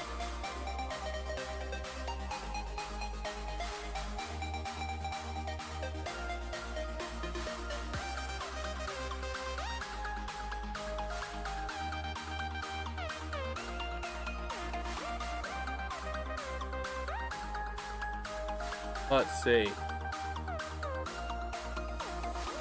So 10-13 to go in the period. Come on, Edmonton. Let's get something on the board. Edmonton able to take it away. Going the other way now, but there's a lot of Panthers in the mix. And Forsling able to keep it, or get it out of the zone. And no icing, so it's going to be controlled back in the near side by Edmonton, trying to move it up. Oh, no. Getting it away. Come on. Come on, Janmark. Get that puck out of there. And puck on the far side corner in the defensive end for Edmonton. Trying to get it out of there. Back over to the near side. Going to go ahead and send it out. And it's going to be... They waved off the icing, thankfully. Janmark battling for that puck behind the net. And Florida. Come on, get it out of there. Yeah. Back to the defensive end. 17 shots for Edmonton. None of them have gone in. So let's see. Battling for it on the near side boards. Edmonton got to get that puck out of there. Here comes Ekholm. Wing to wing. I believe that's Bouchard. Taking a shot. Goes wide. Over to the near side. Battling again for that puck. Edmonton. They're going to send it out to the outside. Oh, boy. Now, chance in front of the net going to be frozen up. And we got a little bit of a fight. That's going to be Kulikov involved in that with someone. I don't have that number on my call sheet.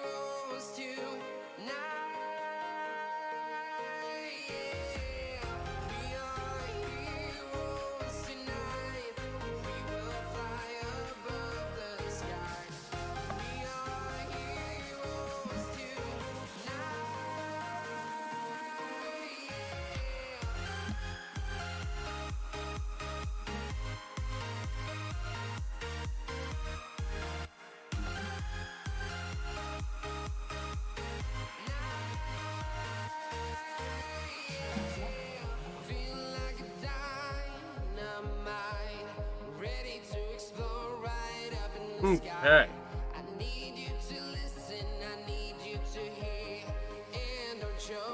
Let's go ahead and see, Shaw.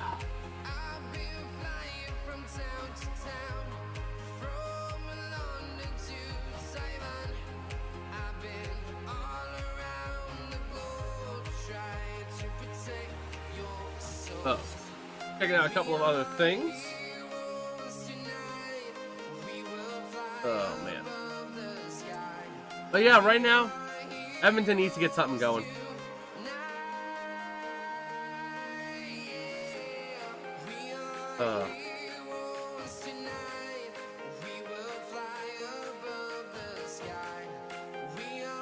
So let's see.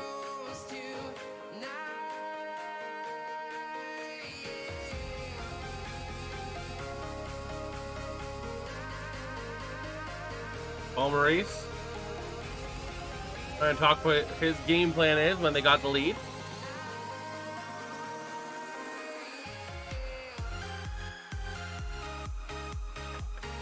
Him. Got a stoppage.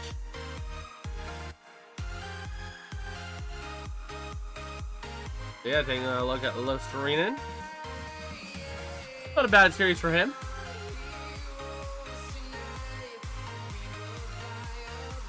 So let's see. Edmonton trying to get the puck after the faceoff loss, but Florida able to try to send it the other way. Bouchard able to keep it in though. And let's see. Skinner able to hold it. Going back home to Ekholm. And puck goes all the way out. McDavid having a chance to try to get it, but he couldn't get there in time. Bobrovsky able to send that puck out. Back now behind the net they go. Draisaitl trying to reach in to get that puck, but Forsling able to hold on. And sending it to the near side. Puck gets all the way back for Bouchard. Bouchard trying to find somewhere to go. Going to send it out to the outside. Dumping it back in behind. Draisaitl racing for that puck with Forsling. McDavid gets involved. We got a big old battle for the puck behind the net. And here comes Chance Draisaitl back to Ekholm. Ekholm trying to see where he can go. Goes to Bouchard. Bouchard to the near side. Pass it up. Chance not able to get in. And it looks like Reinhart going to be able to take it the other way. He goes. Oh, no. Florida has the 3-on-2. Okay, now it's getting more to a standard 4-on-4 type of play here. As Florida trying to move, trying to create room. That is Barkov. And tries to get to Verhaeghe, but can't. Shot going to be frozen by Skinner.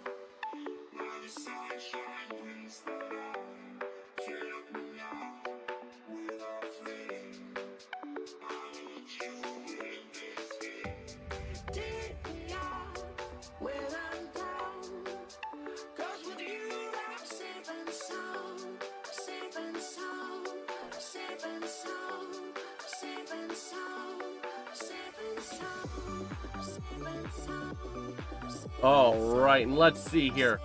Off the draw, Edmonton trying to get that puck in the defensive end. Battling for it, and Florida able to take it away. That's Lostarinen, and the puck goes out. Nico Mikkola trying to save it. Here comes your show. They couldn't control it. Oh, boy. So back behind the net. Skinner able to stop it. And let's see. Racing for the puck on the near side. Edmonton trying to race for it now to the corner. Get it out, but Florida with the chance. Back over to Rodriguez. Rodriguez tries to find somewhere to go. Takes the shot. Not able to get home as it's stopped by Skinner. It was actually inside Wallman's pants. Huh. Huh.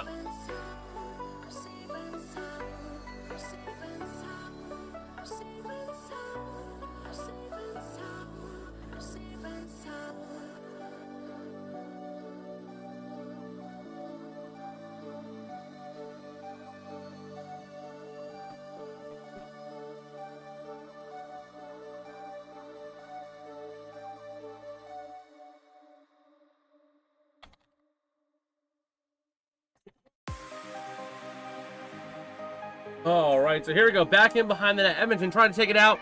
Oh, come on. Here comes Kulak trying to find somewhere to go. Wing to wing. And the puck gets intercepted. Are they coming in? And a chance. Ooh, come on. Excellent play defense. Oh, man. So Schmidt trying to send it in. Oh, goes back out to the outside.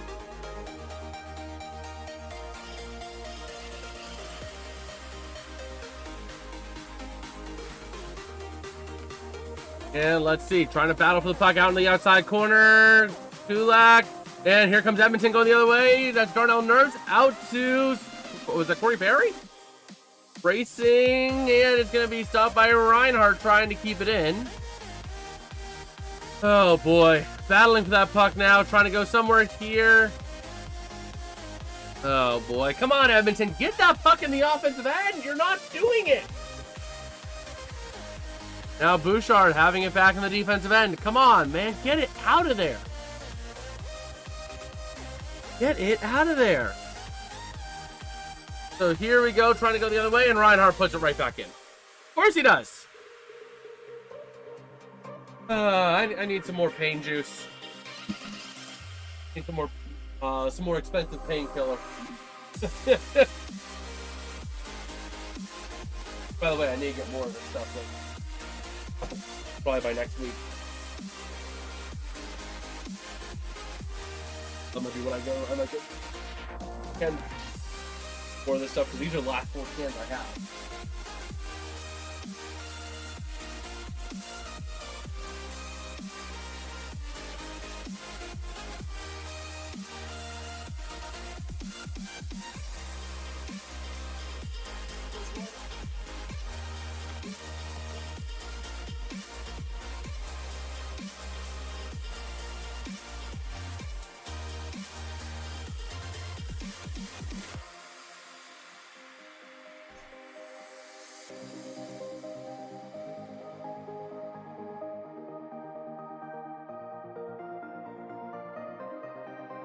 Okay. Got a little bit of a hold up here. By the penalty box, trying to figure out what's going on.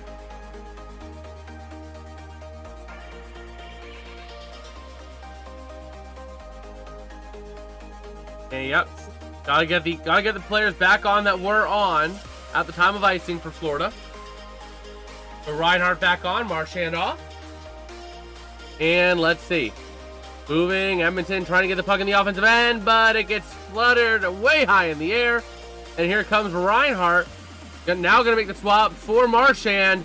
He's going to try to take it around behind the net, trying to loop around. Can he? He's going to need some help, though, in battling for the puck, as he tried to do it all himself, but couldn't. Come on, get that puck out of there, Edmonton. They will. Here comes your chance, but Draisaitl gets hung up. So boy, Lundell now battling for the puck here on the near side with Ekholm. Back out to the outside. Come on, Edmonton. He just sends it right to Florida. So here comes Ekholm now, back to Bouchard. Bouchard trying to find where he's going to go, trying to find his next spot. Back over to Ekholm. Ekholm trying to move up. Going to send it right over to Bobrovsky. Battling for it. Nico Mikkola takes a shot. Edmonton with a chance. Chance by Wallman, not able to get. Oh my gosh, you had the net. You had the open net and you didn't take it. That was Janmark who had the net, and he tried to set up the perfect shot. You can't do that. Now the puck goes all the way out the other way.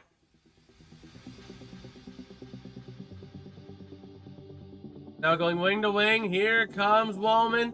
Gonna dump it in right into the glove of Bobrovsky. Because why not?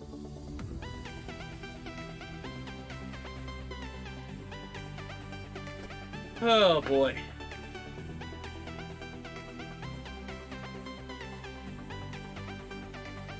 Yeah, but then there was another one where the puck came across after couldn't control it.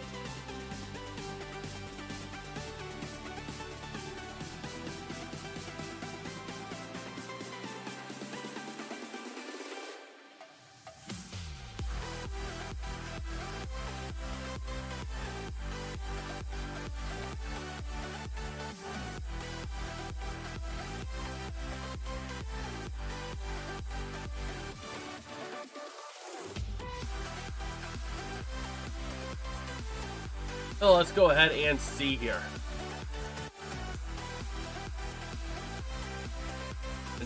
Edmonton's got to turn the ship. They got to right the ship and quick if they want to have a chance. I know. I knew you were gonna say that. I knew you were gonna say that. You know what would be a great comedy thing. I think we should do it. Both of us cover the Steelers game together. That would be an interesting series, I would think. Because you'd say, oh, Steelers lost the turn. They turned it over. It's over. Game's over. I think there would be some interesting back and forth there. There would be some interesting back and forth there. We just need to figure out how we set the mic up for both of us. Soak your. Good. Well, you can say go soak your head. Go soak your. Of course, that's on stupid HBO Max. No, they do not. Come on, the Oilers will advance. The Oilers will advance. The Oilers will advance. How much money are you willing to bet on that? No money at all. No money at all. You're not that confident. Yes, I am. Yes, I am. Oh, man. Let's see. So the Panthers trying to move it the other way. Here comes Seth Jones. Back behind the net goes the puck.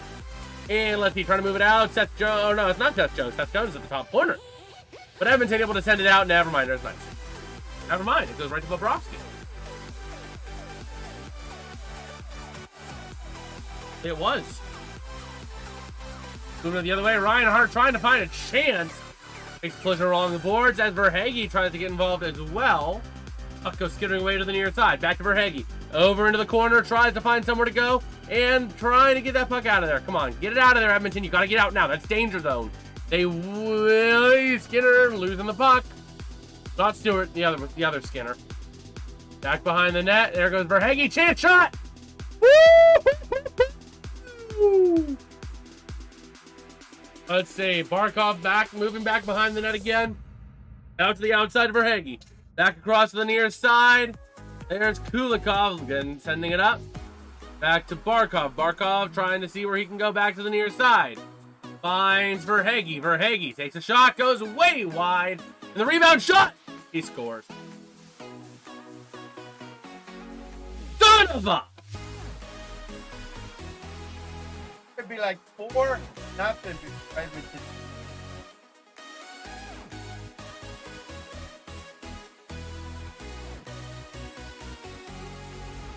Maybe get shut out this week.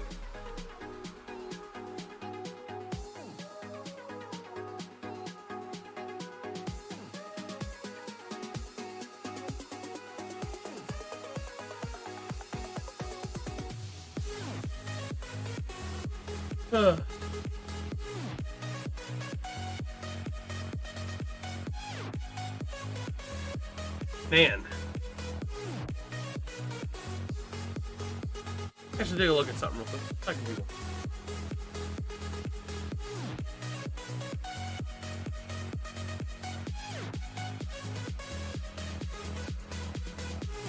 Let us see.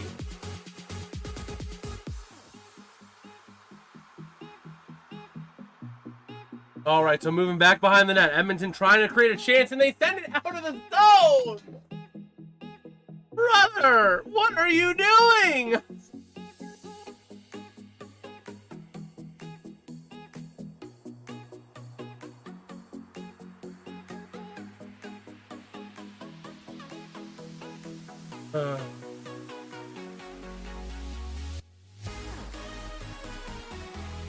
Man.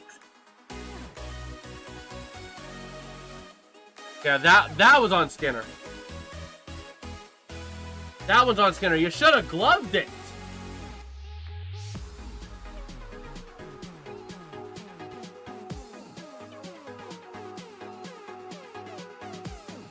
Let's go ahead and see here.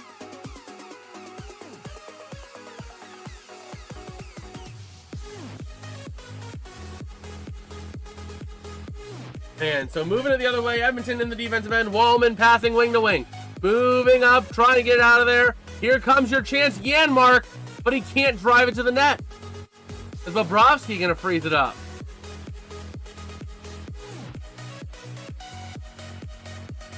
Yep,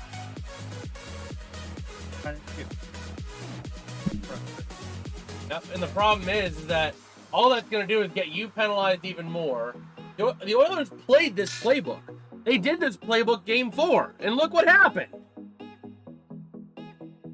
Or, sorry, game 3. They did this game 3, and look what happened. 6-1. Problem is, if you play chippy, all you're going to do is end up in the sin bin, and all you know how to do then is play 5-on-4 hockey, which you're going to lose. Frustrate. You can't get too frustrated this early. I mean, it's frustrating, but you can't let emotions get the better of you right now. That's the same thing that... If I'm Knobloch, what I'm doing at the break, I'm telling my guys, hey, this is tough, but we played this emotions game before, and it didn't work well for us. We lost 6-1. So let's not let the emotions get the better of us. Let's refocus in and just get one goal. If we can get one goal, that's all we need. You know? If I'm Knobloch, that's what I'm saying to my guys at the break. Yeah, it's been a tough series, but we've played the emotion game before, and we lost bad. So let's refocus, not let our emotions get the better of us, and just focus on one goal. All we need is one goal to turn the tide. Because one goal can turn into 2, which can turn into 3, which can send it to overtime.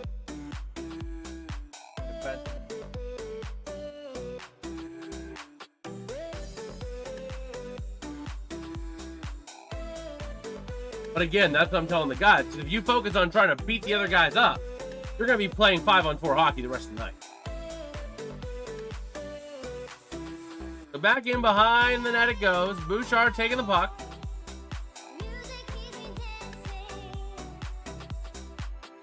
And let's see.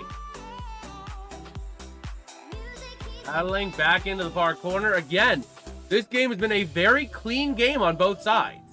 We have only had one penalty apiece, which resulted in an offsetting 4-on-4, so no power play. And a chance shot, not going to get home. Back to the near side, back behind the net. McDavid trying to take that puck away. Battle for the puck with McDavid, Ekblad, and here it comes the other way. I believe that's Reinhart. Yep, that is Reinhart. Going to send it back in behind the net. And Verhaeghe sending it. Reinhart now at the puck behind the net. Trying to find where he can go. Around to the outside. No, not going to shoot by Forsling. Back to the near side. Seth Jones perfectly fine with wasting a little bit of time here. And back behind the net. 20 seconds remain in the period. And going all the way back the other way for an icing.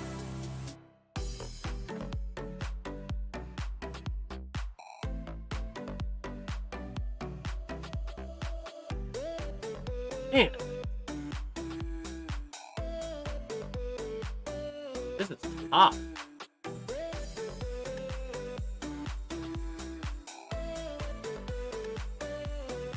Oh yeah. We might have to cover a game of that depending on that. The World Cup. I don't know soccer, but we'll try it.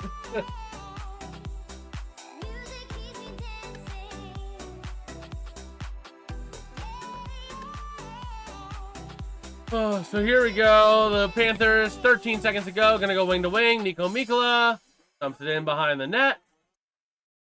Back around. Marchand trying to get that puck away. And this is going to take us to the end of the second period.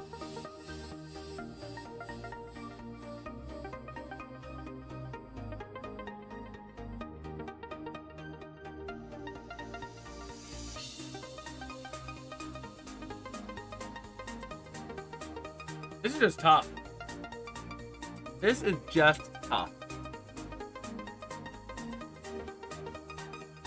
I don't even know. Edmonton, you gotta make an adjustment. You didn't even make an adjustment. No? Have no.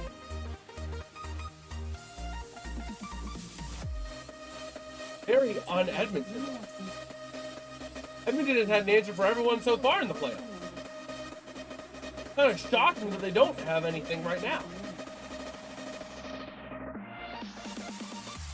I think Edmonton, you got to go back to the basics. Got to go back to the basics and try to get a quick goal in the third period. Be aggressive to get a goal within the first 7 minutes. Get a goal in the first 7 minutes, you got a chance.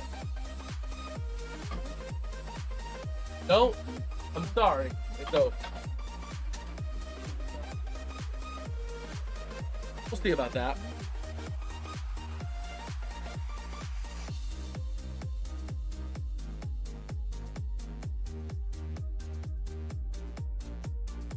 Let's see, what MLB game do we want to ask Dougbot about? Let's see what games are going on right now. Tigers is already over. Rockies won over Washington. Angels Yankees, oh, that's final. The Saharan or Sonoran Sluggers, sorry, are in the top of the ninth against the Blue Jays.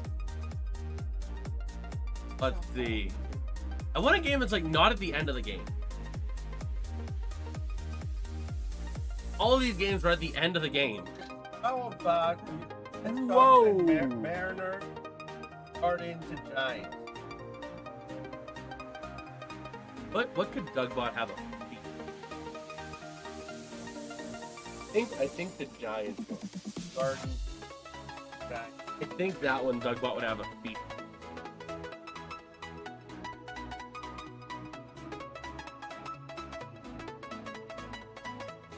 Hey Dougbot, I hear the Cleveland Guardians are playing the San Francisco Giants tonight. Here to give us your analysis?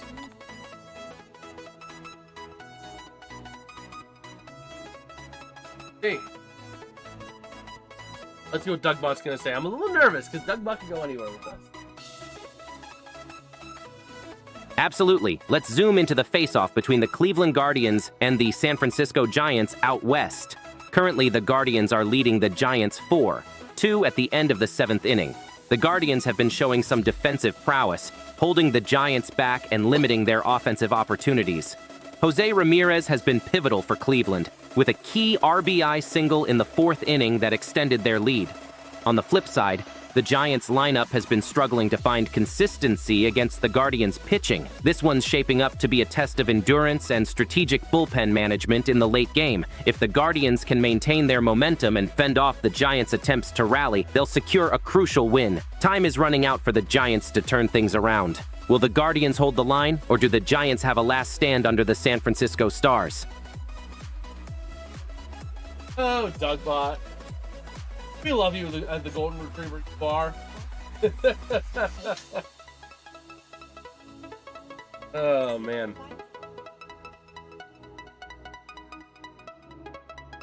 You know what? I want to see what Dougbot does with that. Hey, Dougbot, can you do me a favor and provide to me a fun nickname for every team in the AFC North?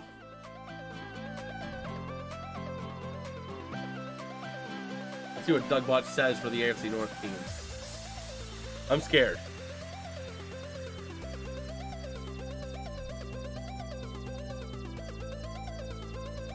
Oh, the rough and tumble AFC North, where grit and rivalry reign supreme. Let's shake up some spirited nicknames for each grueling contender. 1. *** Baltimore. Ravens, ***, the Flock's Lock, always safeguarding their home turf and swooping down on their prey with precision. 2. ***, Cincinnati Bengals, ***, the Striped Stalkers, known for their aggressive prowling and tenacity in the clutch moments.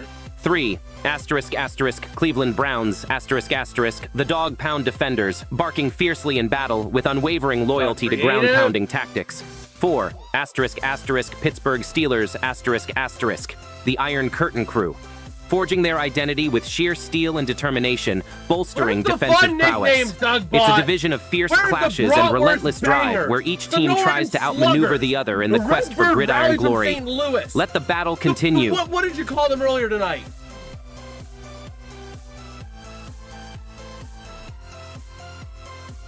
And what did you call the Panthers tonight? The Ice Balloons from Florida. Where's the stuff like that, Dougbot? These are the most uncreative, lame nicknames. You know what? I almost want to tell Dougbot that to its face. Dougbot, those weren't very original. Give us your own original take, please.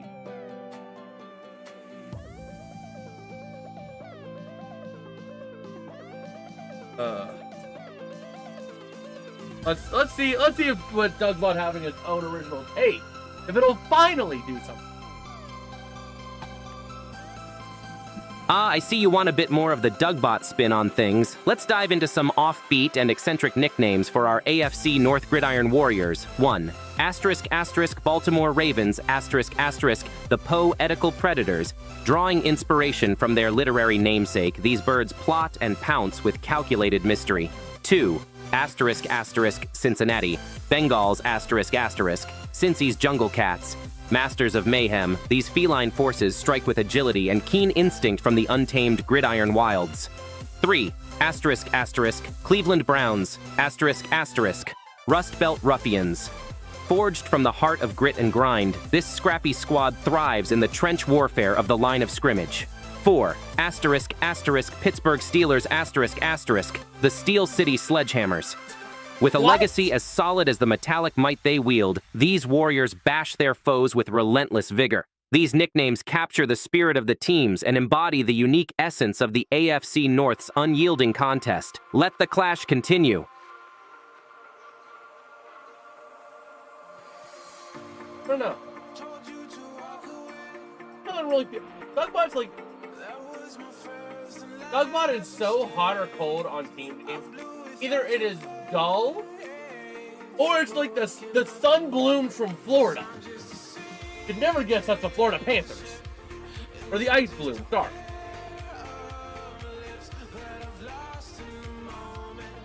Ay, caramba.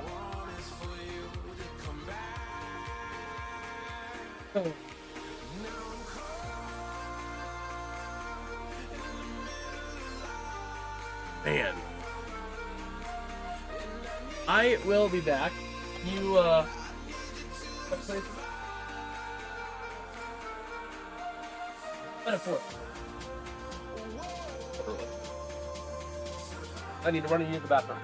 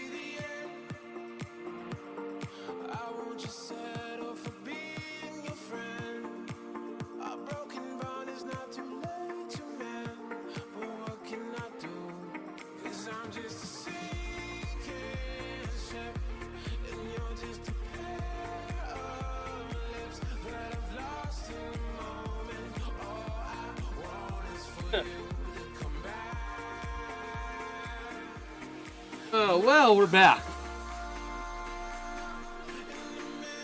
We are back. But hopefully the third period's gonna be good. Oh, this is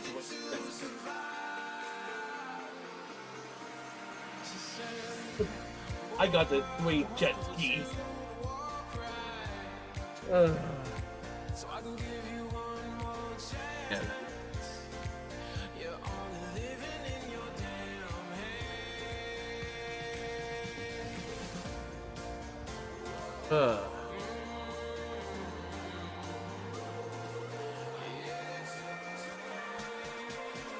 Well, let's see.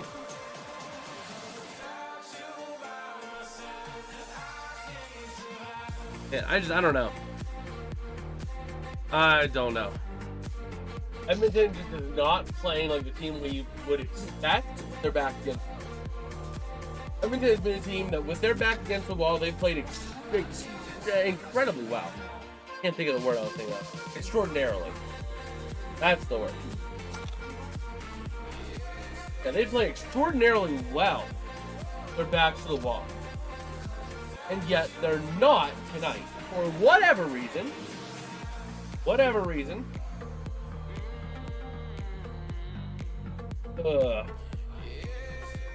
You know what? Let me ask Dougbot one more thing.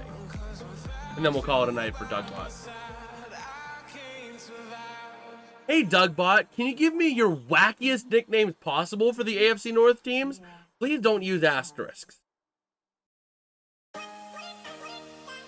Let's see if we ask the wackiest nicknames what it'll do.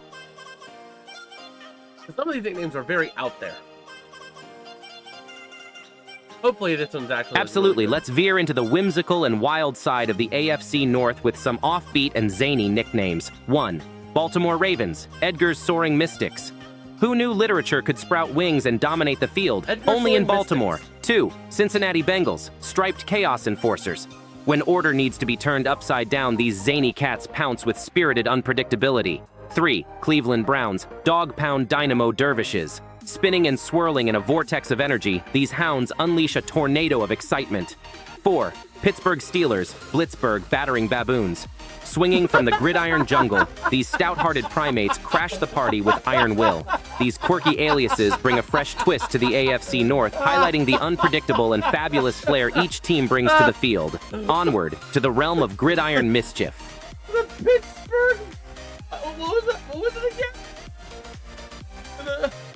The no, sorry. The Blitzburg battering baboons. Great, so Aaron Rodgers is now a baboon. I'm sure his new wife will appreciate that one.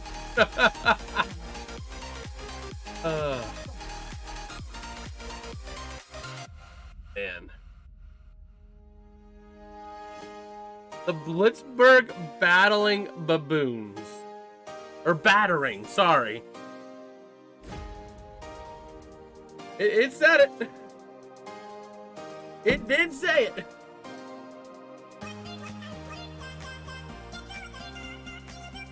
This.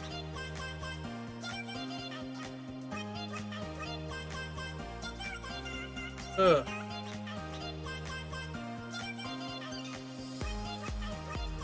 Well, let's see. See how my NHL bingo's doing after 2 periods of play.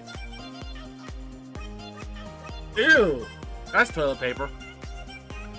That's toilet paper. Let's see. Stay clever. Let's go Panthers. Let's go Brandon. I'll agree with you on half of that. I'm not going to say which half.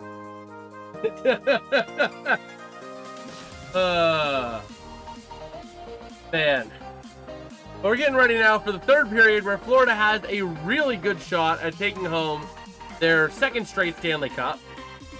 Because Dynasty's come in 3s, apparently. 3 straight Stanley Cups for another team. Well, not N3. P3. And let's go. Let us go. 3rd appearance. Yes, Tampa Bay had 3 straight 2 appearances, but I think they only got 2 out of that as well.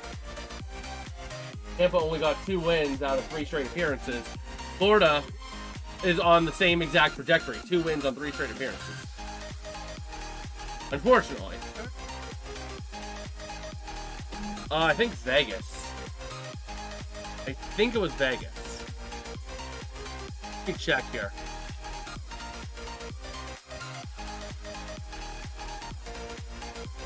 Stanley Cup history, Stanley Cup winners. Yeah, last year it was Florida over Edmonton. The year before that was Vegas over Florida. And then it was Tampa's run was Tampa over Dallas, Tampa over Montreal, Colorado over Tampa. So the teams, the runs have come in 3. How did last 2? No, they won the first 2, lost the last one. So this will be. They lost. It will be Florida, exactly. It'll be symmetrical. It'll be symmetrical. Let's see. Unless they come. Oh, don't even put that idea into my mind. Yeah, taking a look. Oh man.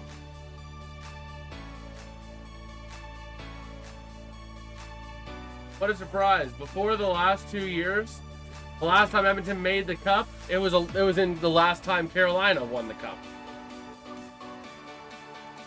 What a surprise! Taking a look at the history, I mean,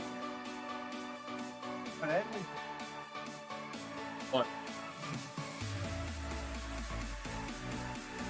Wayne Gretzky stuff. No, you mean Dwayne Jetski. You mean Dwayne Jetski. Now the question is, do you think Florida has the gumption to beat Isles nomination? Don't think they can win 5 straight? I think they win 4 straight. Yeah.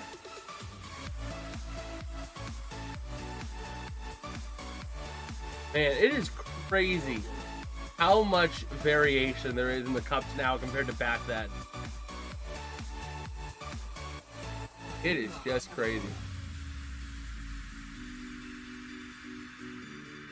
Yeah. Because you look then. You look from 1970, 71 to 84, 85, there was a whopping 1, 2, 3, 5 unique cup winners. Most of them are the Canadians. The runners-up had a lot of diversity.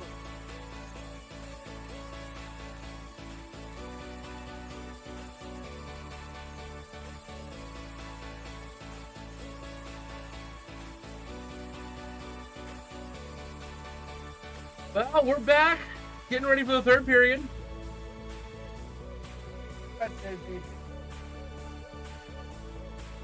They'll score a goal at least on 6-on-5. If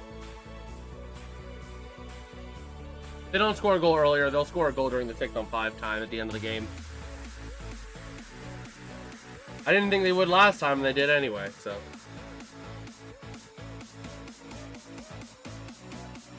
So here we go, Stanley Cup Final. We are 20 minutes away from a presumed Florida Panthers second straight cup win.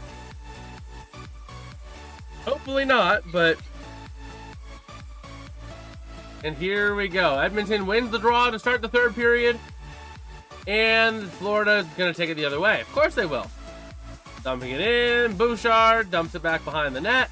Going to be intercepted by Verhaeghe. Taking it in. Goes back behind the net for some room. Going to dump it back in. And there goes Barkov battling for the puck. And Edmonton taking it the other way. Gonna dump it out vertically. Here's your chance, but nobody has control. And a chance shot. I'm not gonna get home. We got John in the chat. How's it going, John? How you doing tonight? Off the glass here, and Ekholm is gonna send it back to Bouchard. And Florida's gonna take it the other way. Dumping it in. Back behind to Stuart Skinner. Now back. Fighting to get that puck out of there. Edmonton, get it out of there. And gonna send it out. And let's get it. Come on. Taking it the other way. Trying to push to the offensive end. Here is the chance. But no one's able to control it. Shot! Not gonna go home. It was a shot by Wallman. A nice shot. Back to Wallman. Shot again, but it's gonna be blocked before it gets there. Goes back in behind the net now. Trying to get some room. Edmonton trying to get that puck back. And gonna be deflected off, back still behind the net, trying to find somewhere to go. Tries to get more room back behind the net. Come on, get it out of the... Oh, hey, yeah, and you sent it out of the zone. So here we go, sending it back. Allman sending it to the near side, trying to get some room. He has to go back to Wallman it goes. Trying to create some room, trying to find somewhere to go. Vertically up to the outside. The near side, and the puck goes back in behind Bobrovsky. Battling for that puck, and Florida's going to get it and take it out. Here goes Sam Bennett, takes the shot, and it's not going to go home. It's wide. So here we go, another chance. But the puck is not going to be controlled, and it's going to be taken the other way. But Edmonton can't bring it into the zone with control, so they have to chase it in. Here we go on the near side. Edmonton gonna get the goal. It was Kulak dumping it around to the outside, and it goes out of the zone. Ay caramba! Trying to move it back into the zone. Darnell Nurse. And going out to the outside. And the puck is out of the zone again. Here's the race for the puck.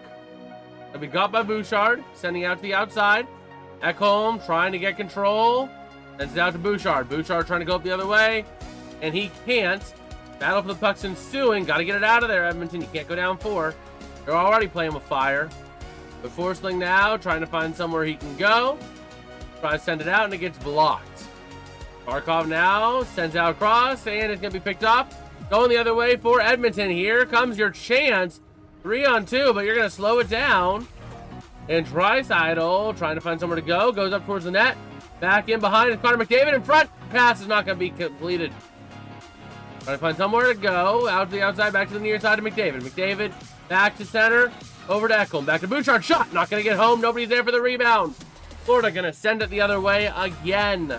But it stays in the zone. McDavid now trying to go from the top of the zone. Takes it, sends it in. And it hits the net.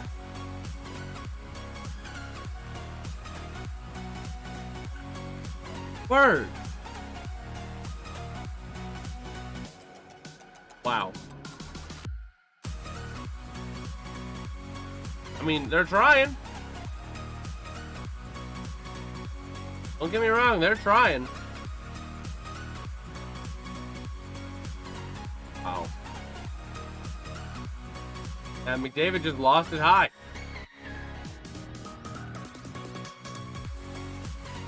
Off the stick, but still.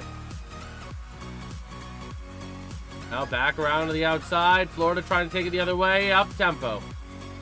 And they're going to dump it all the way back in. Race to the puck's ensuing. And Klingberg going to send it back to the near side. Passes by Marchand.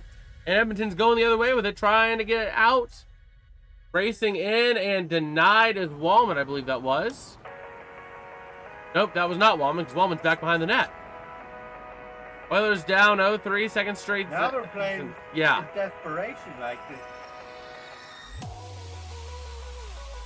Yeah. Nothing is, Edmonton this year has been good in elimination games. Not today.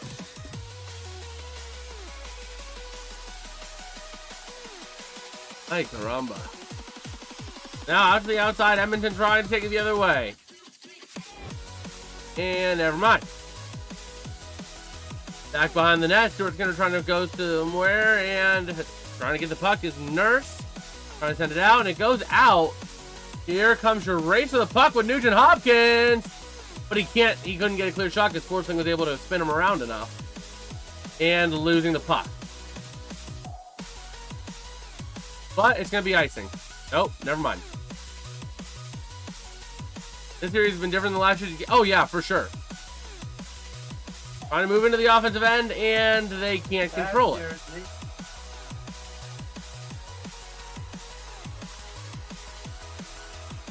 Oh, man. Bouchard fighting for that puck. Tries to send it out, but it gets kept in. Back behind the net to the near side. Bouchard trying to send it out.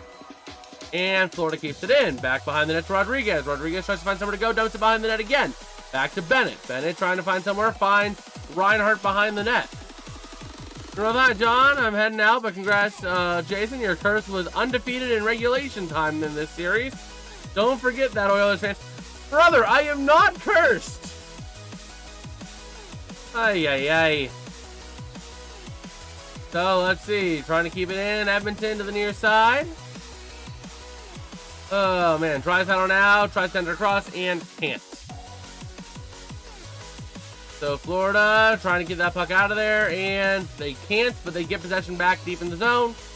And now they send it out. So back over to Bouchard. Oh, no. Verhaeghe. Verhaeghe with a chance to walk it in. Shot! Oh, Lindell. I think it was off Verhaeghe.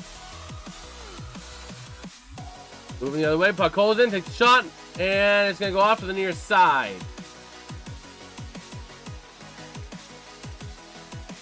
And Marchand with a chance. Oh, just wide. Trying to go wing to wing. And going to send it in again. Back behind the net. Walman has possession. But Florida taking it right back away. So back behind the net to the near side. And Edmonton trying to get that puck back. Another chance shot. Nope. And let's see. 13 minutes remain. Florida going to dump it right back in. Edmonton trying to send it out the other way, though.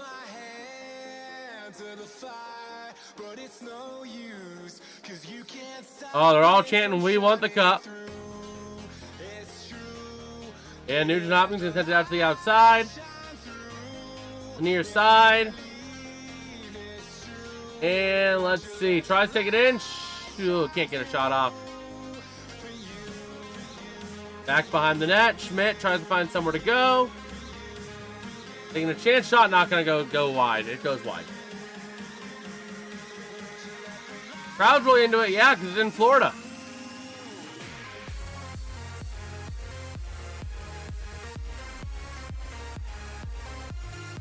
So, let's see. Moving up the other way. Draisaitl trying to find somewhere to go. McDavid, but he gets tripped up on the approach. Back to the near side. Back to Bouchard. Bouchard with a shot. Not going to get home. It's not even there. Not even to the net. I don't think it's... Oh, penalty.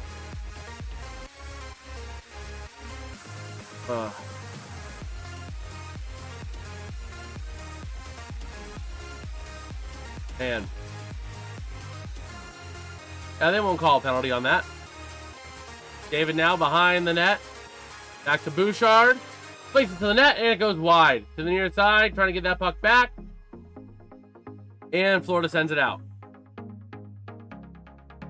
Send it in. Bouchard. Here comes McDavid to the near side. And offside. Oh my word.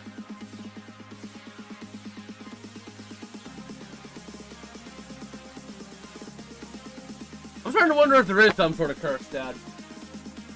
I have streamed now 7 games for the Edmonton Oilers. They have won 2 in overtime. In the finals. Other rounds, I'm fine. You know? Conference finals? Oh, that's fine. Stanley Cup Finals? Nope. I streamed the last game last year, too. I streamed Game 7 last year. And surprise, surprise, Edmonton lost. Hey, caramba. I wonder whether these people do have something for the purpose.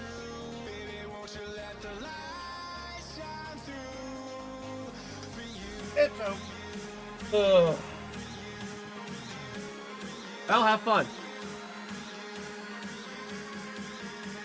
Yeah, that's brutal.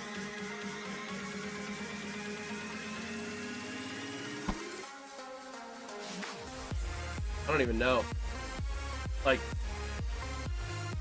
what I root for? Chuck's from St. Louis. Tampa Bay Lightning is my second favorite team. I mean, you can root for Florida and not be conflicted, man. You can root for Florida so that you're on, yeah, you're on the losing side, but you're on the losing side of the best state. You know?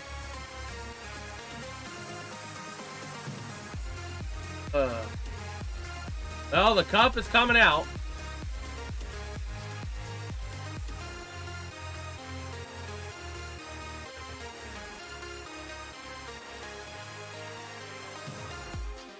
David was talking to the refs about the tripping call that wasn't called.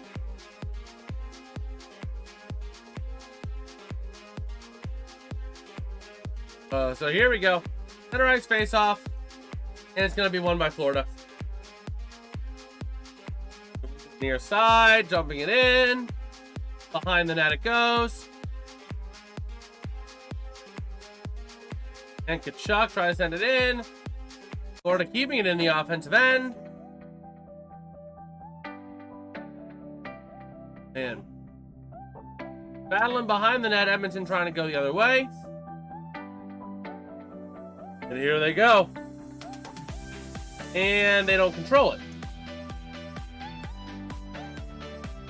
Hey, caramba.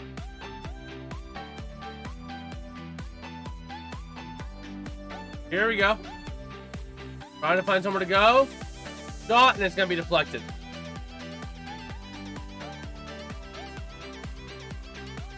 Man, I think I want Florida this year. Next year, I don't want... Yeah, I don't want a three-peat, man. So here comes McDavid, fresh on the ice. And he is trying to get in there, but he can't. Draisaitl trying to fight with Ekblad for the puck. McDavid getting involved. Goes to Bouchard. And the puck goes out the other way. Oh, no. Here comes Verhaeghe. Shot. Nice save by Skinner. That was right. Yeah, he was. He was. Tough, man. It is tough. Not as tough, though, as if I were an actual, like, a diehard Edmonton fan. Because I adopted Edmonton as, like, my second hometown team. And I spent 4 years out in Fort Wayne where their ECHL team resides. Or ECHL affiliate. So, since the Pens weren't in it, and I needed a hometown team for the playoffs, I picked up Edmonton. If this were the Pens, I'd just be distraught. But the Pens aren't even good enough to make the playoffs, and I know that. So, Florida, because Lightning won 2 in 3 years. The Panthers, so I don't think I can take. I can like the Lightning better, but when the Panthers do better than them, fair enough.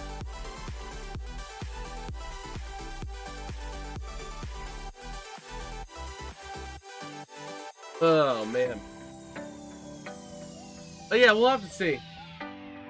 I'll see what happens. So So tomorrow I am looking to stream some baseball coverage. I'm looking at streaming. I think the Pirates play tomorrow evening. So I think the Pirates play tomorrow evening. The Pirates. Pirates play tomorrow night, right? Yeah, tomorrow at 6:40, first pitch.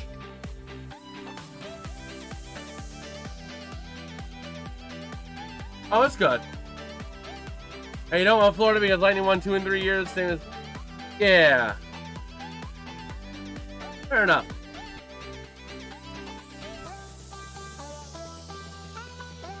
Fair enough. Yeah, tomorrow we'll try to stream coverage of Pirates Tigers at 6:40 p.m. Eastern Time. We'll try to go live for that.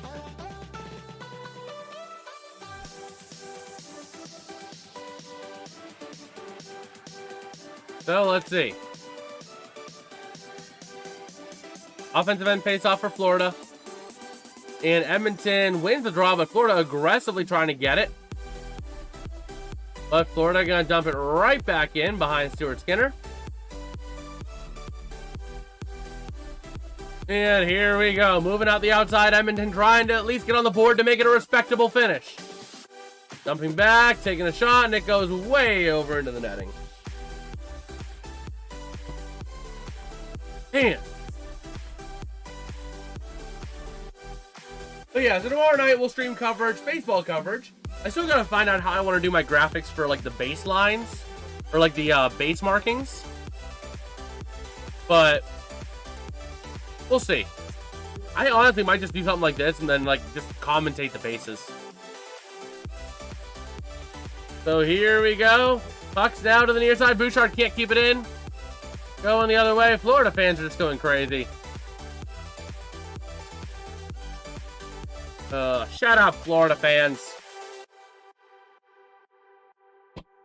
Here we go. Edmonton in the defensive end, trying to move it up the other way. Bouchard with the puck, trying to move vertical. And it's going to be dumped in off Corey Perry, but Ekblad gets the puck. Okay, I almost hit myself in the throat badly. That was not good. So here we go, battling for the puck. Edmonton trying to take it away. They do. But with just under 9 minutes to go, hope seems bleak for Edmonton. Moving the puck up. Edmonton trying to make this score at least look somewhat respectable. But let's see. Puck is back. Edmonton with it, trying to move it up. And let's see, back behind the net it goes. Mikkola trying to send it out. Edmonton trying to keep it in. Battle is going to ensue. And going to go back behind the net. So battling for that puck on the near side. Edmonton trying to get it out of there. But here comes a chance shot. Not going to get home. A rebound, unable to make a shot from McDavid. And the puck goes out the other way. So here we go. Ballman tries to send it out, but it's going to be intercepted. A pass, shot. Nice save by Skinner, but he can't freeze it. Trying to move it out, and there we go. It goes out of the zone, but Schmidt with the puck for Florida. Tries to send it in, goes back in behind Skinner, back to the far side. Moving back to the near side, going to dump it around, and Schmidt going to keep it in. Shot going to go wide of Skinner. Still back on the near side, trying to dump it around. Kachuk able to stop it, but he pays the price. And Edmonton going the other way with it. And Florida, never mind. Florida's just going to send it right back out with under 7.5 to go. And let's see, moving the puck out to the outside, and here comes Edmonton going the other way.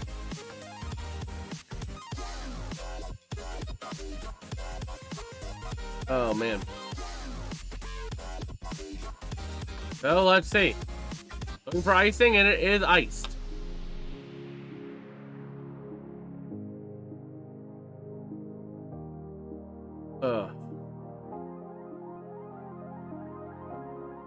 So getting ready for a potential pull of the goalie.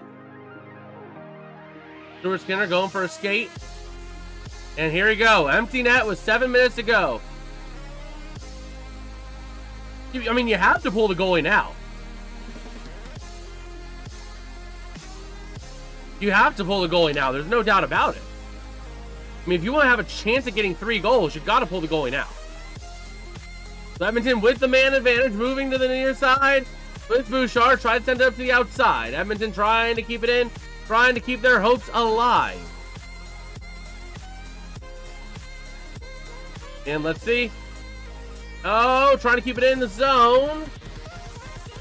Gotta get ready to play goal if you're... And there's the empty net.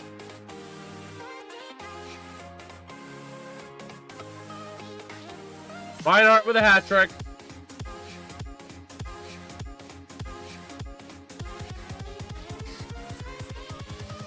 Over the glass they come. He's got 3.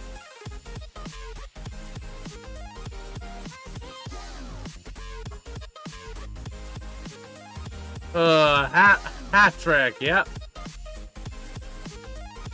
4th player in NHL history to record a hat trick in a Stanley Cup winning game.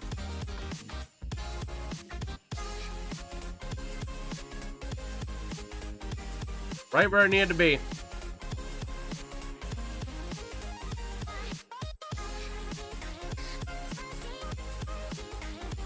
Wow. And there's the goal.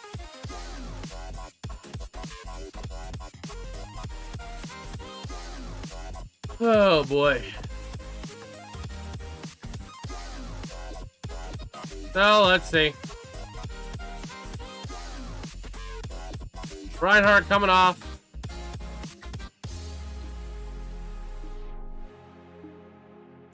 Man, that's tough.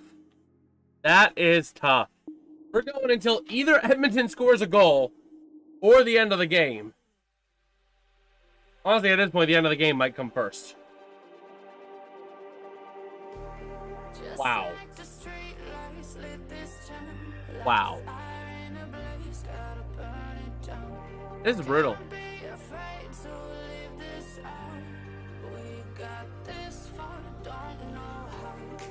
So you got one would think you're pulling the goalie again.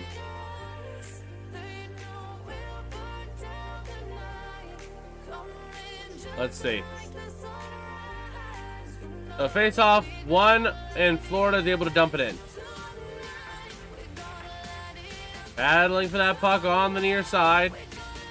Goes back behind the net to the outside. Darnell Nurse tries to get possession, sends it back to the near side to Kulak. Kulak gonna send it out and dumps it all the way out, but it's ice. Wow. Wow.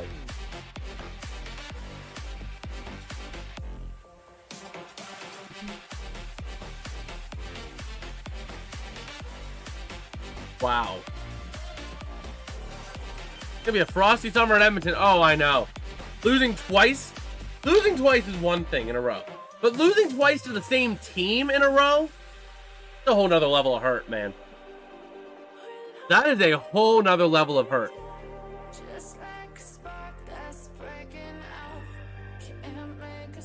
Wow. And we got a stoppage for an offside.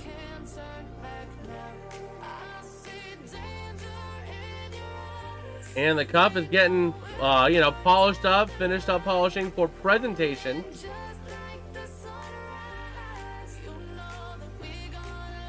Man,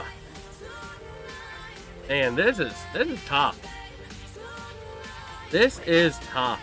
I can only imagine what the true diehard Edmonton fans are. Oh yeah, there's a lot of quiet rooms in Alberta. There has to be. I mean, I'm not a diehard Edmonton guy. I'm pulling for Edmonton because I have a tie to Edmonton through where I went to school. The ECHL team resides in the same city that I went to school in. So I never was raised a diehard Edmonton fan. I was raised a Penguins fan. Still am a Penguins fan to this day. I'm just pulling for Edmonton tonight. That's why I don't have any Edmonton gear. That's why I'm, going with the orange undershirt with the blue overshirt. I don't have any Edmonton gear because I'm not an Edmonton fan, normally. But I'm pulling for Edmonton because I have a chance to have a hometown team in the Stanley Cup Finals, so to speak. So I can only imagine what the true, born and raised Oilers fans are feeling right now. Like, losing the cup hurts. Losing it twice hurts even more. But I would bet losing the cup twice in a row to the same team is just another level of hurt. Ugh.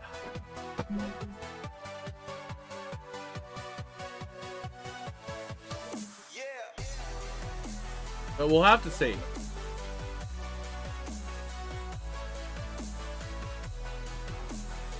Ugh.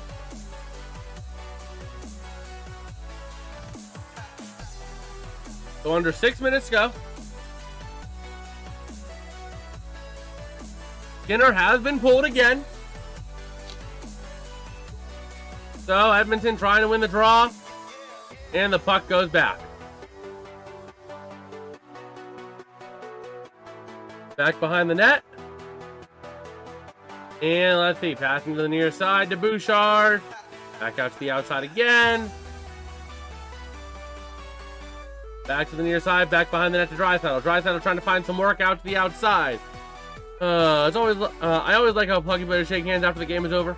Yeah, that is a nice part of the game. I do like that. You don't always see that in other sports. Now moving out to the outside. Shot! Not going to get home. Have a game, Reinhart. Did Reinhart just get a 5th goal? Oh my word. Reinhart gets tripped and he scores a goal.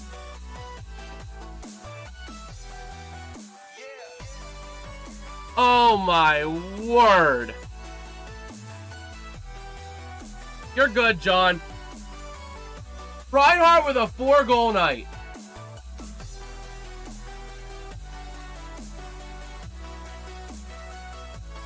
Wow. A 4-goal night for Reinhart. Brother gets tripped up and still scores the goal, the empty netter.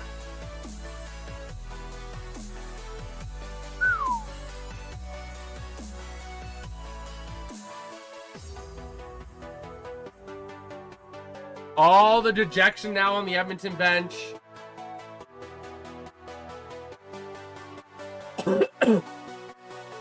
He's an ex-Flame. Interesting. And let's see. Battling now for the puck to the near side. And the puck's going to get sent up. Edmonton tries to dump it in. And let's see. Battling for the puck on the far side, or on the near side. Shot! A chance shot. He scores! Edmonton finally gets on the board. But calls in with the goal. But it's way too little. And it's way too late.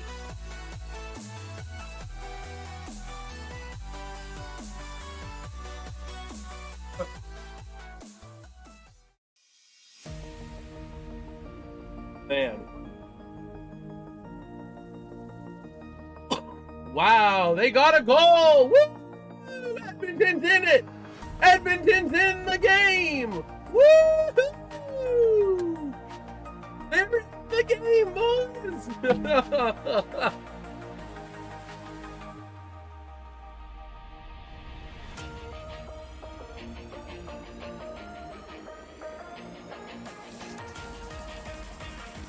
Man. So let's see.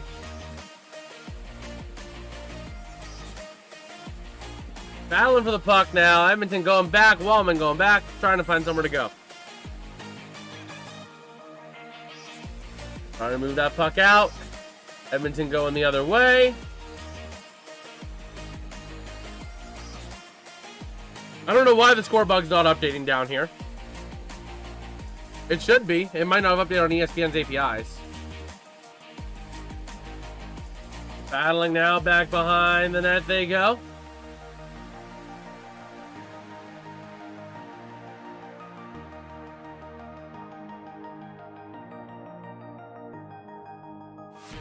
And let's see. Battling for the puck here.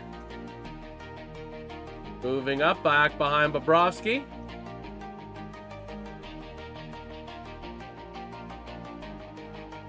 Man. There it goes. It just updated now. Puck goes out of the zone. This is just brutal. All the way back down to the final 3.5 shot. Oh, did not go in.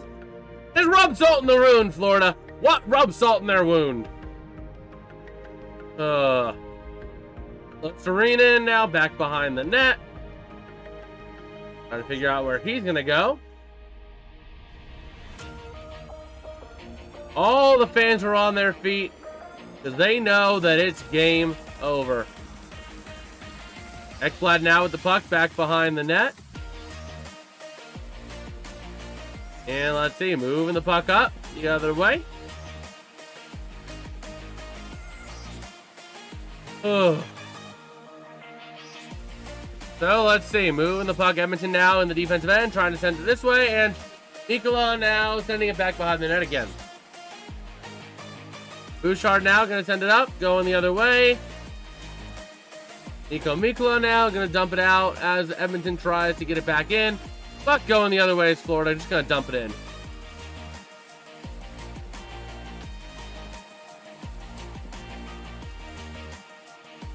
Oh no.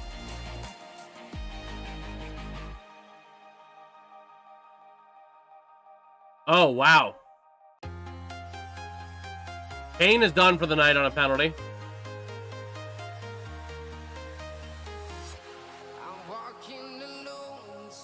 That was the initial penalty, was a hit on Kachuk. Kachuk looks over, and then Kane sees the penalty, and he goes, oh! Yeah, Kane ends up just breathing over, and then he goes back over and boom, right into his arm. Kachuk. Wow.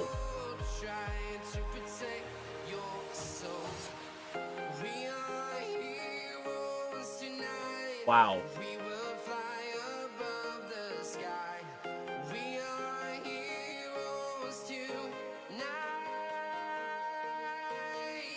Wow.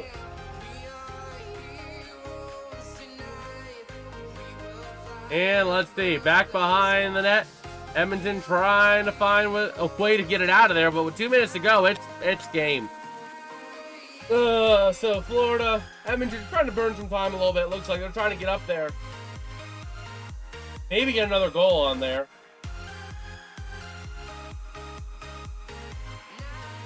Aleksander just trying to send it in, trying to get this game over with. Third shot gonna be blocked by Skinner.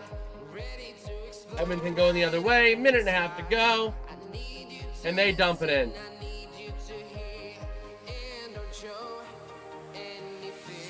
Wow.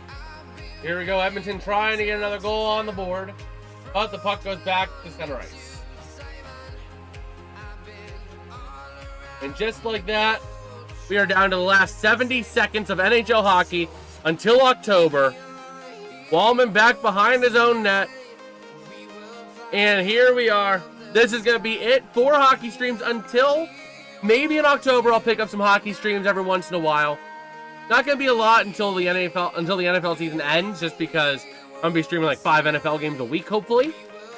Hopefully Thursday night, Friday or Saturday or Monday night, and then 3 on Sunday. So here we go. Last 40 seconds. Dumping it out.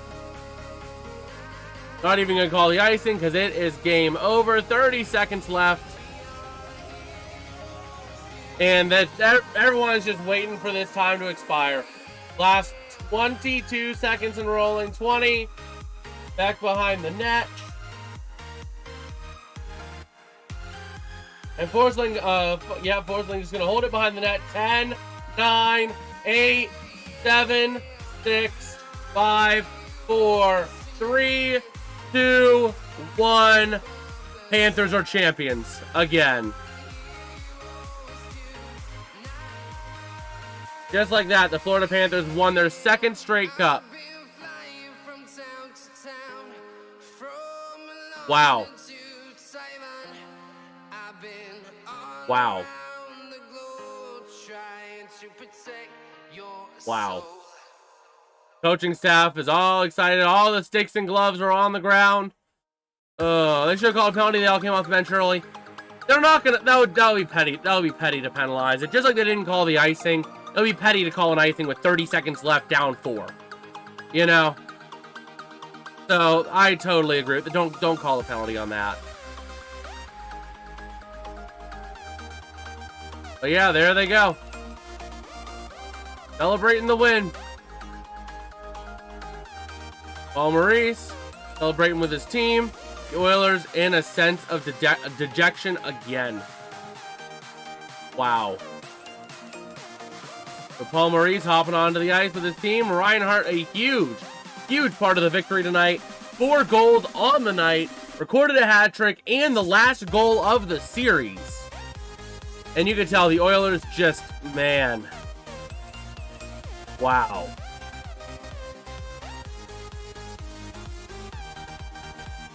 Wow. Just crazy. Bobrovsky, a huge part of the effort again. This whole season, Bobrovsky was the one leading the charge. Paul Maurice trying to get, it seems like, to the Edmonton bench. Looks like he's trying to get over to Edmonton, but whether or not he's getting there now, it does not look like it. Here comes the handshake.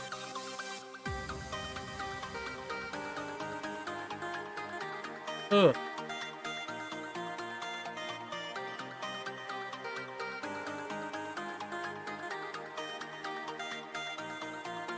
Oh, let's see.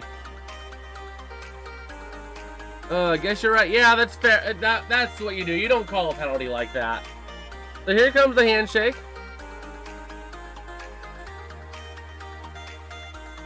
Oh, man.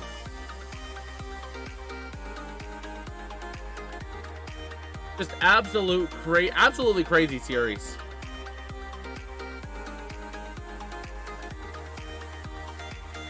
Evander Kane did not come back out for the handshake line. Ugh.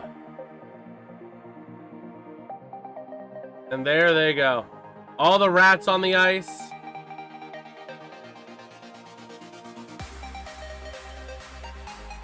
Wow.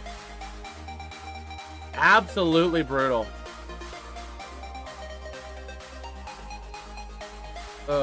Brad Marchand's second Stanley Cup.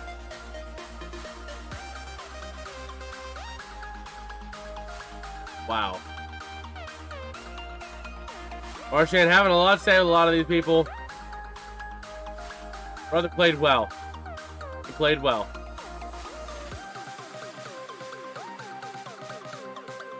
Wow, that is also unbelievable. Corey Perry, he's no stranger to this feeling. Brother has lost 5 of the last 6 Stanley Cup Finals series. Not his last, like the last straight, the last 6 years. He has had this same feeling for 5 of them. Of the last 6 years. Just insane. Like, man, how? I can only imagine what Corey Perry must be feeling, man. You've been in this series for 5 of the last 6 seasons, and you lost every single one of them. That is tough. That is just tough. Man. Well, I think that is going to do it for me tonight. As I'm editing, I want to get Flip of Fate 8 out tomorrow, hopefully. Hopefully I can. And then I also got to get a couple more graphics potentially ready for tomorrow for the Pirates game. I'm going to be streaming coverage of the Pirates game tomorrow. I'll be beginning probably around 6:30, 6:35, somewhere in that range. So make sure you subscribe and ring the notification bell so you get notified when I go live for that. Because we'll be covering some baseball until football ramps back up. Hopefully twice a week we'll be covering the Pirates. But yeah, I guess with that, I will catch you guys next time. Peace out and have a good one.